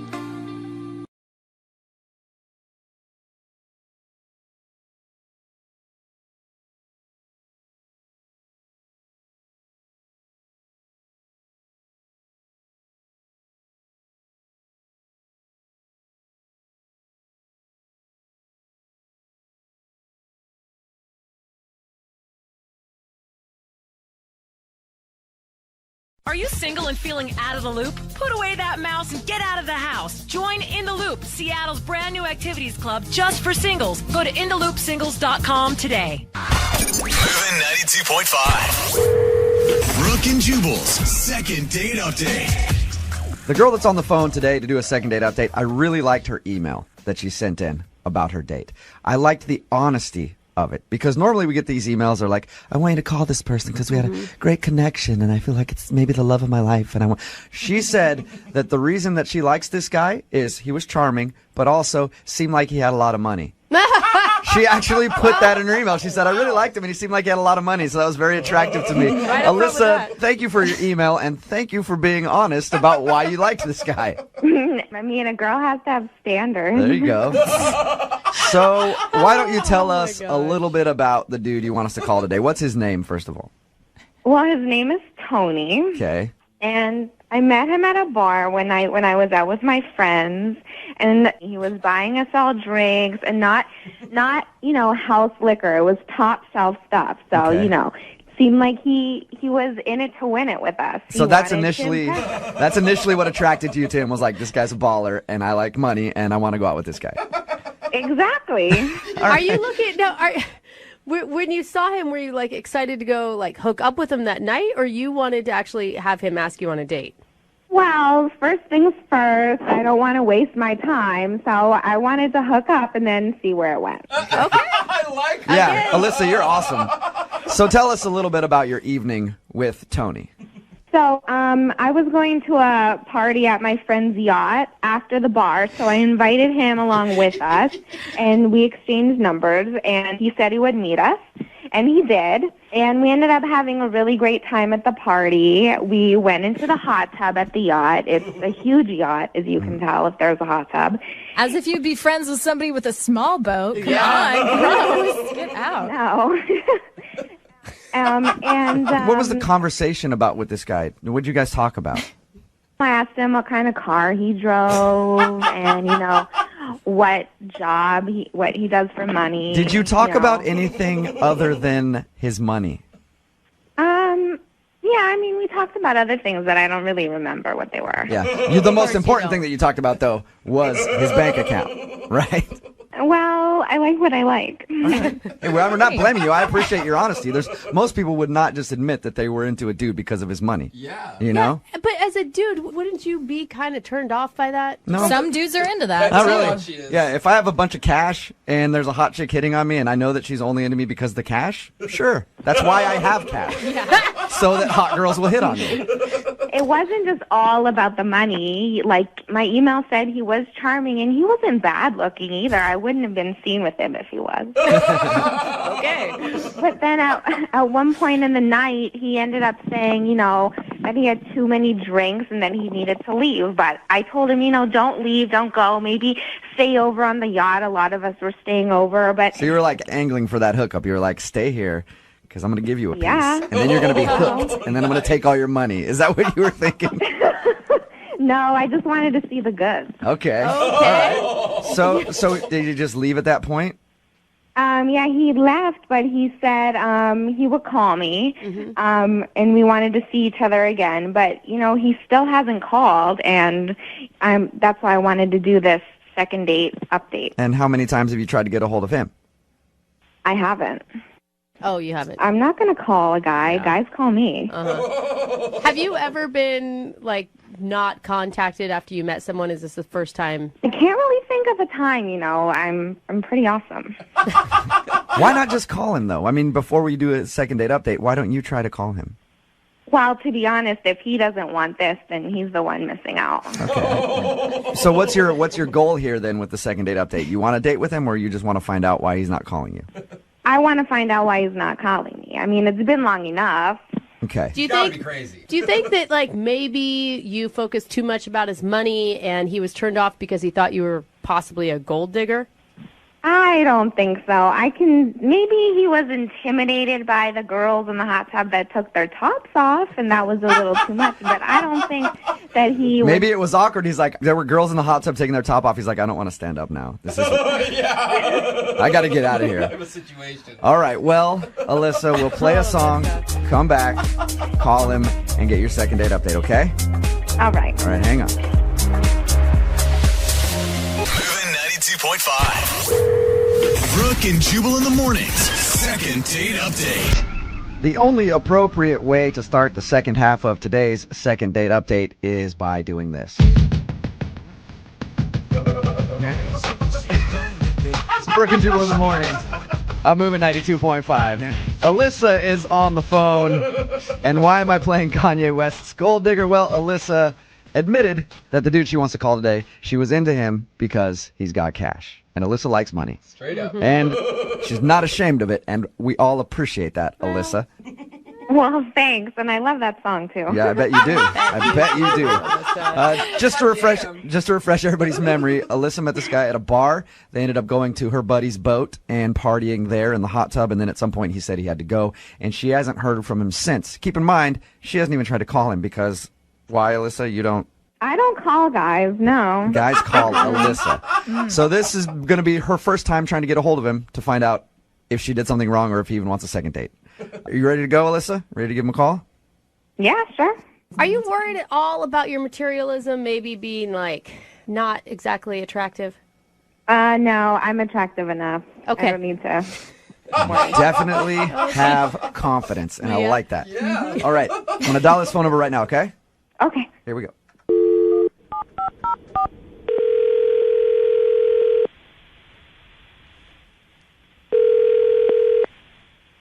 Hello? Can I speak to Tony, please? This is him. Hey, Tony, how are you? This is Jubal from Brooke and Jubal in the morning. Like the radio station? Yeah, exactly like the radio station. How you doing? Good. Any idea why I'm calling you today, Tony? Nope. Well, somebody recently sent us an email about you. Okay. Her name is Alyssa. You remember meeting a girl named Alyssa? Yeah, I do, actually. Okay. Well, we do a segment on our show. I don't know if you've heard it, called the Second Date Update. Have you heard that before? Yeah, I've heard of it, I guess. Okay. Well, Alyssa wanted us to call you today to ask you why you're not calling her back. Okay. She told us a little bit about meeting you and said that she liked you a lot and was hoping that you would give her a call, but you haven't, so she's wondering why. I mean, it was fine when we met at a bar, but it was afterwards when I met up with her and friends of hers. I thought it got kind of weird. She told us about hanging out on her friend's boat, and she said there were some girls in the hot tub taking their tops off and partying. It was more than a boat. It was more like a giant yacht. All right. Well, yeah, I mean, I guess boat would be an understatement. If it has a jacuzzi on it and everything else, the thing had to be a monster. Dozens of people on it partying. There's a bar, multiple bedrooms, little jet skis that you could lower into the water. It was gigantic. That sounds amazing. I would be taking so many pictures and posting them on social media like, look where I am. Was that not cool? I mean, it was fine until I found out the situation, and I was like, this is kind of weird. What do you mean by the situation? We were in the hot tub, and we were just hanging out, and she got up to go get a drink. And we were still in there. There was like some guys, some girls in there. But some of the guys there told me what the boat really kind of was. I mean, I'd never been in this kind of situation before. What the boat was? What do you mean by what the boat was? Yeah, I thought it was just a boat. Yeah. A big floating object? Okay, so some rich guy owned it, but he has it to like entertain his like women. All the women on there were kind of like his girls. If that makes any sense. So you're saying that he's a pimp and they're all prostitutes? I'm not really picking up what you're putting down. I don't think so. I didn't get that vibe necessarily, but I thought it was more like a, I don't know what you call like a harem, I guess. Like his. What? He's like a sugar daddy to these women. So you're saying that all the girls on there are like his girlfriends? Kind of. The guy I was talking to kind of said that the girls could hang out on the boat and use all his like expensive cars and stuff if they did stuff for the guy. Oh, and I'm assuming not like do chores around his house. Exactly right. So he was like a Hugh Hefner type of dude, I guess. I guess it just kind of weirded me out. I don't know. Yeah, understandable. Yeah. I would be freaked out. So in your mind, you think that Alyssa, the girl that you met that night, must be hooking up with this old guy if she's able to party on his boat. Yeah. By the way, I don't know why he's old. Just in my mind, he's an old rich guy. Yeah. I didn't see the guy, but she must be hooking up with him if she's on the boat, and that's why you left? I got that impression, yes. Okay. Would you like to find out if she is actually hooking up with that dude? Because I would. I mean, it seems pretty obvious what it already is, so I don't think there's any need to. I think we should ask her. And she's actually on the phone listening right now, so we can do that, Tony. What do you mean? I mean that she's listening to this conversation and she wants to talk to you. Alyssa, say hi to Tony. Hi, Tony. Oh my gosh. Alyssa, are you hooking up with the rich guy who owns the boat? Oh my God, it's not even like that. Okay, what is it like then? It doesn't matter. It's not your business. Oh. Well, it does kind of matter to me. If I'm going to consider dating you, it does kind of matter to me. You don't know what's going on. Okay, so tell me the details. Are you with him? That's also none of your business. If you wanted to know what was going on, you would have called me and asked me instead of making me go on this show to call you. Yeah, but Alyssa, that's kind of an awkward conversation to call someone and go, hey, are you banging the dude that owns the boat? Yeah. Well, I if you think wanted they're to right. know, you They're would right. be man enough to call and ask. Well, I'm not going to waste my time with that. Sorry. Well, I'm offended. I took you to the yacht. I introduced you to all my friends, and if you had a question about the situation, you couldn't even be man enough to call me and ask me about it? You didn't hear this from me. You heard this from somebody else. This could be a rumor. I mean... Well, we hung out for 4 hours. What difference does it make? I'm not going to waste my time. It's not like we were married or something. Well, I wasted my time on you, didn't I? I actually liked you. Okay, fine. Let's just leave it there. Leave it there? So you don't want to date me because of that? Yeah. That's your loss.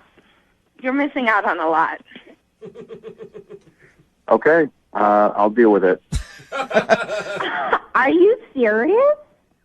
Yeah, I'm serious. Oh, my God. All right, well, at this point, I would like to ask you guys if you'll go out on a second date. I will pay for No. it. No. Oh, Alyssa's saying no. No, I would not like to go on this little piece of man who couldn't even call me back. Okay. Listen, you're potentially sleeping with someone else to be on their boat. Remember this, right? It's a really nice yacht, Brooke. It's kind of a big deal.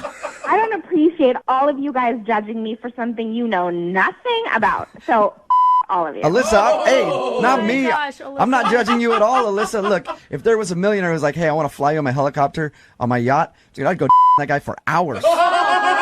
Okay? You're so gross. There's a millionaire listening. Get at me, all right? Brooke and Jubal at moving925.com. Brooke and Jubal in the morning. It's pretty unanimous. Everybody on the text message board at 78592 that heard the second date update agrees that the guy, Tony was his name, dodged a huge bullet and decided not to go out with Alyssa. Ooh. If you didn't hear the second date update, Alyssa wanted us to call this guy named Tony. She liked him because she said it. He had money. And she likes money. Well, they partied on some guy's boat that she knows, and he ended up leaving, and she was wondering why. Turns out that somebody told him, like, hey, the girls that party on this boat, the only reason they're here is because they hook up with the guy who owns the boat, and he lets them party on it. So he was, like, not really cool with that. I feel like I'm so naive. I didn't think that really. I thought that only happened in movies. No? No. You know, no. It happens out It here, really too. happens. Actually, That's why I'm trying to get rich. I was going to say, I think Jubal and I are striving to be that. Yeah, that's guy. why guys get money, because that actually does happen. But no, Tony turned her down. She got mad, and everybody on the text message board thinks that she is a horrible person. Well, everybody. she needs to I learn a liked couple her. lessons in life. I thought she was a sweetheart. She's on the wrong path. Unfortunately, I don't think my bank account is big enough for her to like me. Yeah. If you want to hear the second date update, it'll be online shortly at moving925.com. If you want a second date update, all you have to do is email the show, Brooke and Jubal at moving925.com, and we will call the person who didn't call you back.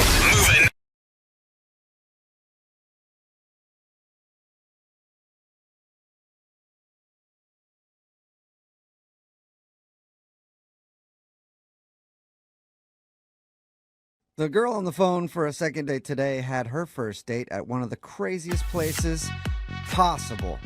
People are popping pills left and right. Lots of group activity, if you know what I mean. And everybody's inhibitions are lowered. Mostly because of dementia. She went to the retirement home. She went to the retirement home, yeah. Wow, it's amazing how all those things are the same. I know, right? Wow. Yeah. Huh, they're having fun over there. Kara is on the phone, and apparently her first date with this dude was at the retirement home. Want to hear more about that in a second. That's an interesting date. Yeah. Kara, how are you? I'm okay. The first thing that comes to my mind is you're like a gold digger dating a 92-year-old Alzheimer's patient. Oh, I hope that's true.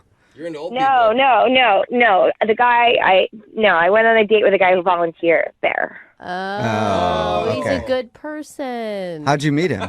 Well, okay, we met on an app, and he was funny, and we got along. Like he plays a bunch of team sports, like he does a bunch of like those kind of leagues, and I do too, and it's fun. So we kind of talked about that stuff, and we think we may have played each other before. That's so awesome. It's kind of funny. Okay. So how did he strike up the idea to go on a date at the retirement home? Well, that wasn't it. He was like, "Let's meet up," and he just said a street corner. That's scary. You meet a dude on an app and he's like, just meet me at the corner of whatever and whatever. I mean, pretty much, but I didn't read it like that, Okay. like that's when he texted it, so it didn't sound creepy at the time. Okay. But yeah, I mean, he wanted to surprise me, and I was up for it, so. Yeah, because surprises can be fun. Yeah. They can also be scary. Yes. Either one. Remember But this that. turned out to be a fun surprise, huh? Yeah. So we first met up and we walked for a bit, and then he just said, I'm going to bring you somewhere. So I was like, okay, and I thought, well, we're going to a restaurant or something. And instead, that's when he took me to a retirement home. And I was like, oh, what? Okay. Yeah. He said he volunteers there sometimes. And then I was like skeptical, like that this was going to be fun at all. Like I just thought it was going to be lame. Yeah, of course. Like, and he's going to try to teach me something or whatever, and like a life lesson. Oh my God. But did he know all the, was he friends with all the old people in there? Yes. Yeah. It turned out to be sort of cool. Like, Okay, so he's there all the time. I would fall instantly in love with him. Really? Oh my God. Old people are so cute. And like, They're cute, but the smell. someone Yeah. who volunteers and They're cute when they're befriends them- contained. Oh, you guys. When they're contained, when they're not like out walking in your way or screwing up No. airport lines, things like that. Yeah, if you keep them in a confined space, old people can be very, You guys are awful. very nice. So, did you enjoy the retirement home? yeah. I mean, my grandfather passed away pretty recently, and it kind of reminded me of him, and that was cute. And I don't know. And he was sweet. Like, Corey was sweet. He was nice to them. They really got him, and we ate dinner with them. Like, it was a wholesome time. Like, we played card games. It was all, like, but we had one kind of awkward moment. And it was like this woman who lives there. She was like, "Are you a boyfriend and girlfriend?" And we sort of said, "No, this is kind of our first date." And she was like, "Well, you should kiss." So Yeah, Granny. Whoa. Yeah, she wanted some action. They're Yeah. feisty over they are fighting. You've heard about the STD reports Yeah, at these they senior have citizens' home. They're lot there for there. a reason. Apparently, you got a watcher in Yeah. that retirement home. So, did you guys make out in front of him? no, I mean, it was just sort of this awkward peck on the cheek, And then the lady, she clapped. Oh, that is kind of That's really sweet. Why was that awkward, though? It was just like, like, are you boyfriend and girl? It was just like I don't can see know. that part. And you've never Yeah. kissed, and it's like, kiss each other. Yeah, and then being forced to kiss with old peering eyes Yeah. looking at you. So was that the most uncomfortable moment of the evening? Yeah, I mean, it was fine. And then when we were leaving, he walked me back to my car, and he kissed me for real. Aww. Cool. Oh. And that old lady popped up from the car seat in the back and was like, yeah, good job. That's what I'm talking Yeah. I was hoping you'd really get after it. Yeah. Take off his shirt. No. No, she says no. How was the kiss? Yeah, it was good. I mean, it wasn't like a big thing, but it was just really nice. It was like first date kiss. Okay. Got it. But now it's been a week, and he's like, we're texting here and there, but he's not asking me out again. Okay, and if you tried to like hint, or have you asked him out? No, but it just feels kind of like I've been here before. Like, when you're on these apps, like you go out like it's your job, right? So Yeah. it's like, and I can tell that he's not really in any hurry to go out again. Like something's off, and I don't know what that is. So that's why I wanted you guys to help me find out like what's up. And you were kind and excited about all the old people, right? Because maybe this is like some sort of test that he does with women to see. Well, it could be, but at the same time, like it was just so nice. Like we just kind of hung out and played cards and like talked about stuff, and it was just really. It was easy. Yeah. There wasn't any like in the back of my mind. Now I'm thinking, was that a test? I don't know, but I don't think so. It just didn't. It seemed like it was just like this is something that's important to him. But you were good with the old folks. You didn't try to like fight one of them. No. All right, well, we'll play a song and then come back and call him and get your second date, okay? Okay. All right, hang on. If you're just joining us, Kara is on the phone, and Kara told us all about her first date with a dude named Corey. They spent it in heaven's waiting room. Oh my gosh, don't say it like that. I mean, that's a nice thing. Otherwise, Take a number. known as a rest home. Yeah. Because Corey, I guess, the dude that she went out with, volunteers at that rest home, and he wanted to take her on a date there so they could spend time with some of the people that live there, and they just hung out, had dinner, played cards, and she said it was actually a lot of fun. And Kara, I don't want you to blow this. I want you to get a second date. I really do. Okay. Why are you so invested? Well, because, Kara, you have an opportunity here that I don't think you realize, all right? Retirement homes are really a great opportunity if you can get in. because you can steal a lot of stuff What? from those people. Yeah, they, like jewelry and stuff, they don't even know what they have. Like you can really, and once you're on the inside, it's hard to get in there. Now that you're on the inside, this could be a great opportunity, not only for love, but also to acquire some awesome jewelry. You are sick. Okay. What are they gonna do? Chase after you? Oh my God. No, You they're guys not. are awful. I mean, I thought at least you were going to say you're going to try to get in on somebody's will, not just up and steal from them when they're still alive. I got a buddy who works on one. He sells bedpans wholesale. Makes a ton of cash. So it's a great financial opportunity for you as well, Kara. Good tip. Good tip. Thank you. You're welcome. Any last words before we call Corey and see why he isn't calling you back for a second date? This one felt like a little different. Like it was like we had chemistry. It felt like it was going in the way that we'd like go out again at least. But it's just been fading, and I don't know why. And Okay. So you like this guy, and you definitely felt potential. yeah, for sure. Okay. Well, I'm going to dial his phone number right now and see if we can get him on the phone. Here we go.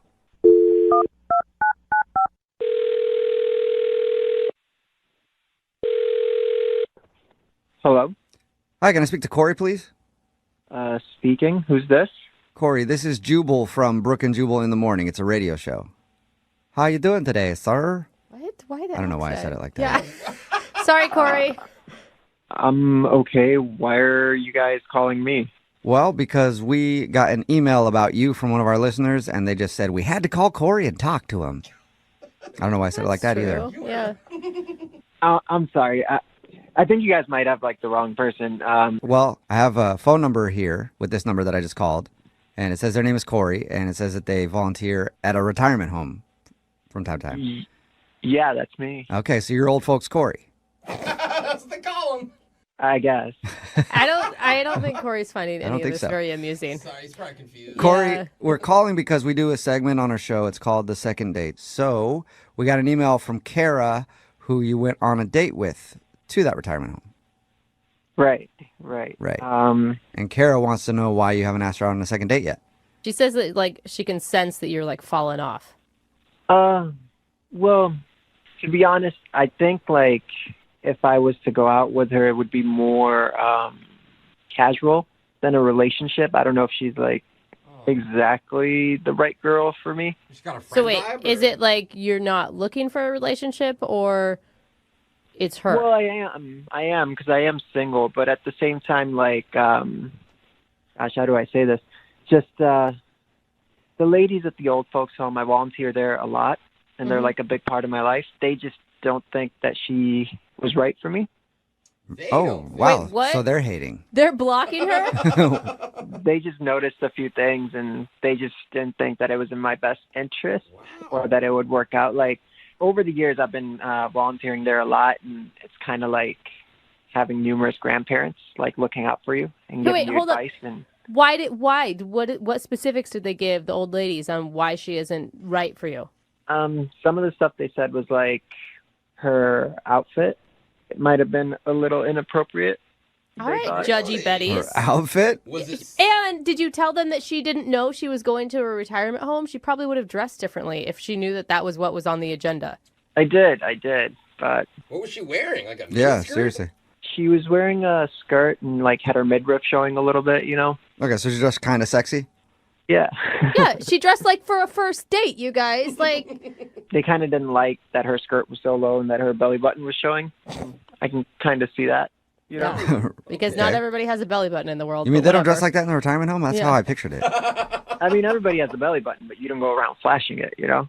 Okay. Besides that, did they name other things? Well, now, these are their words, not mine. But remember their words. They said the makeup was too hookery. What? Hookery. Who are these judgy old women? Okay. Sounds just like old women to me. I'd take the judgy off it. That sounds like how they would talk, I think. Guys, not. She's no. hookery. Why did you not defend her or stand up for her? I'm just saying these old ladies, they give me good advice, you know, and I can't have them disgusted by my significant other, like the girl that I'm in a relationship with. Now we've moved on So, to disgusted? You said earlier it's like you have a bunch of grandparents, so if you date her seriously, you feel like you'd be letting down your grandmas, basically. Yeah. Yeah. Okay. I just feel like you really need to school them in how a woman's dress does not indicate whether or not she sleeps around. I mean, like, you've been around old people. It's hard to change their minds. And also, who am I to argue with them? Like, they have so much experience, you know? Like, Yeah, who knows how many hookers they've been with? Probably a lot, you know? You have no idea. They might be very schooled in that. Well, guess what, Corey? You know who might find this information interesting? Kara, and she's actually on the other line listening to this conversation and wants to talk to you. Are you kidding me? No, I'm not. Are you still there, Kara? Yeah, I'm here. Are you pissed, Kara? I'm pissed for you. Well, first of all, this was a surprise. You said the date was a surprise. So I'm thinking we're going to a bar. And, like, you know my pictures. You know what I look like. You didn't think that maybe it would be a good idea to let me know, like, I don't know, like, dress like you would if we were going to church. Of course, that would have been an interesting, like, text back and forth. Yeah, that would have been you probably wouldn't have gone on that date. Okay, I think you need to calm down a little bit, all right? Just calm down. Calm down? Hookers don't calm down. Those weren't even my words. Those were their words. I'm just explaining what had happened. Also, like, my outfit wasn't a big, like, it was a skirt and, like, midriff, like, kind of shows, but not really. Like, it wasn't even, I mean, you've seen my pictures. Like, there's crazier looks than what I had on that day, so. So she could be way more hookery if she wanted. Well, yeah, pretty much. I'm just saying you did dress a little provocatively, and they kind of picked up on that, and I have to kind of go with that because they're conservative, a little bit like me, you know? So conservative like you. Okay. So they think you're, like, pure as the driven snow, right? Is that the thing? Like, what if I told them that we had phone sex? And what if I told them all the filthy things you said on the phone? Oh, whoa. Hey, Corey. Would they think that you're conservative now? Oh, Corey. Yeah, what would the gals down at the retirement home do with that knowledge? Somebody's a little two-faced. Well, that was something that was private within us. That wasn't out in the public. We're not going out like that. Okay. So it's cool for you. Can I say this stuff on the radio? I probably shouldn't. You know, I'm not going to. Go for it. We can beep out whatever you say. I'm going to say I would appreciate if you didn't tell everybody what I said because that was private and that was between you and me. I thought we had, like, a moment, you know, not to be shared with the whole world. Dirty moment. Yeah. No, I'm going to because if I'm hookery, then obviously I bring that out in you. Look, I'm just saying the ladies, maybe they do have a point because look at this. This is the type of behavior that they're talking about, you know? Oh, okay. Again, she's the hookery one here. This is so ridiculous. Like, do you know what year it is? Do you have You're any talking idea? About private things like out on the radio in front of millions of people. You called me a hooker on the radio, so. I didn't call you that, and I did not ever say that because that's not what I feel. His old gal pals did.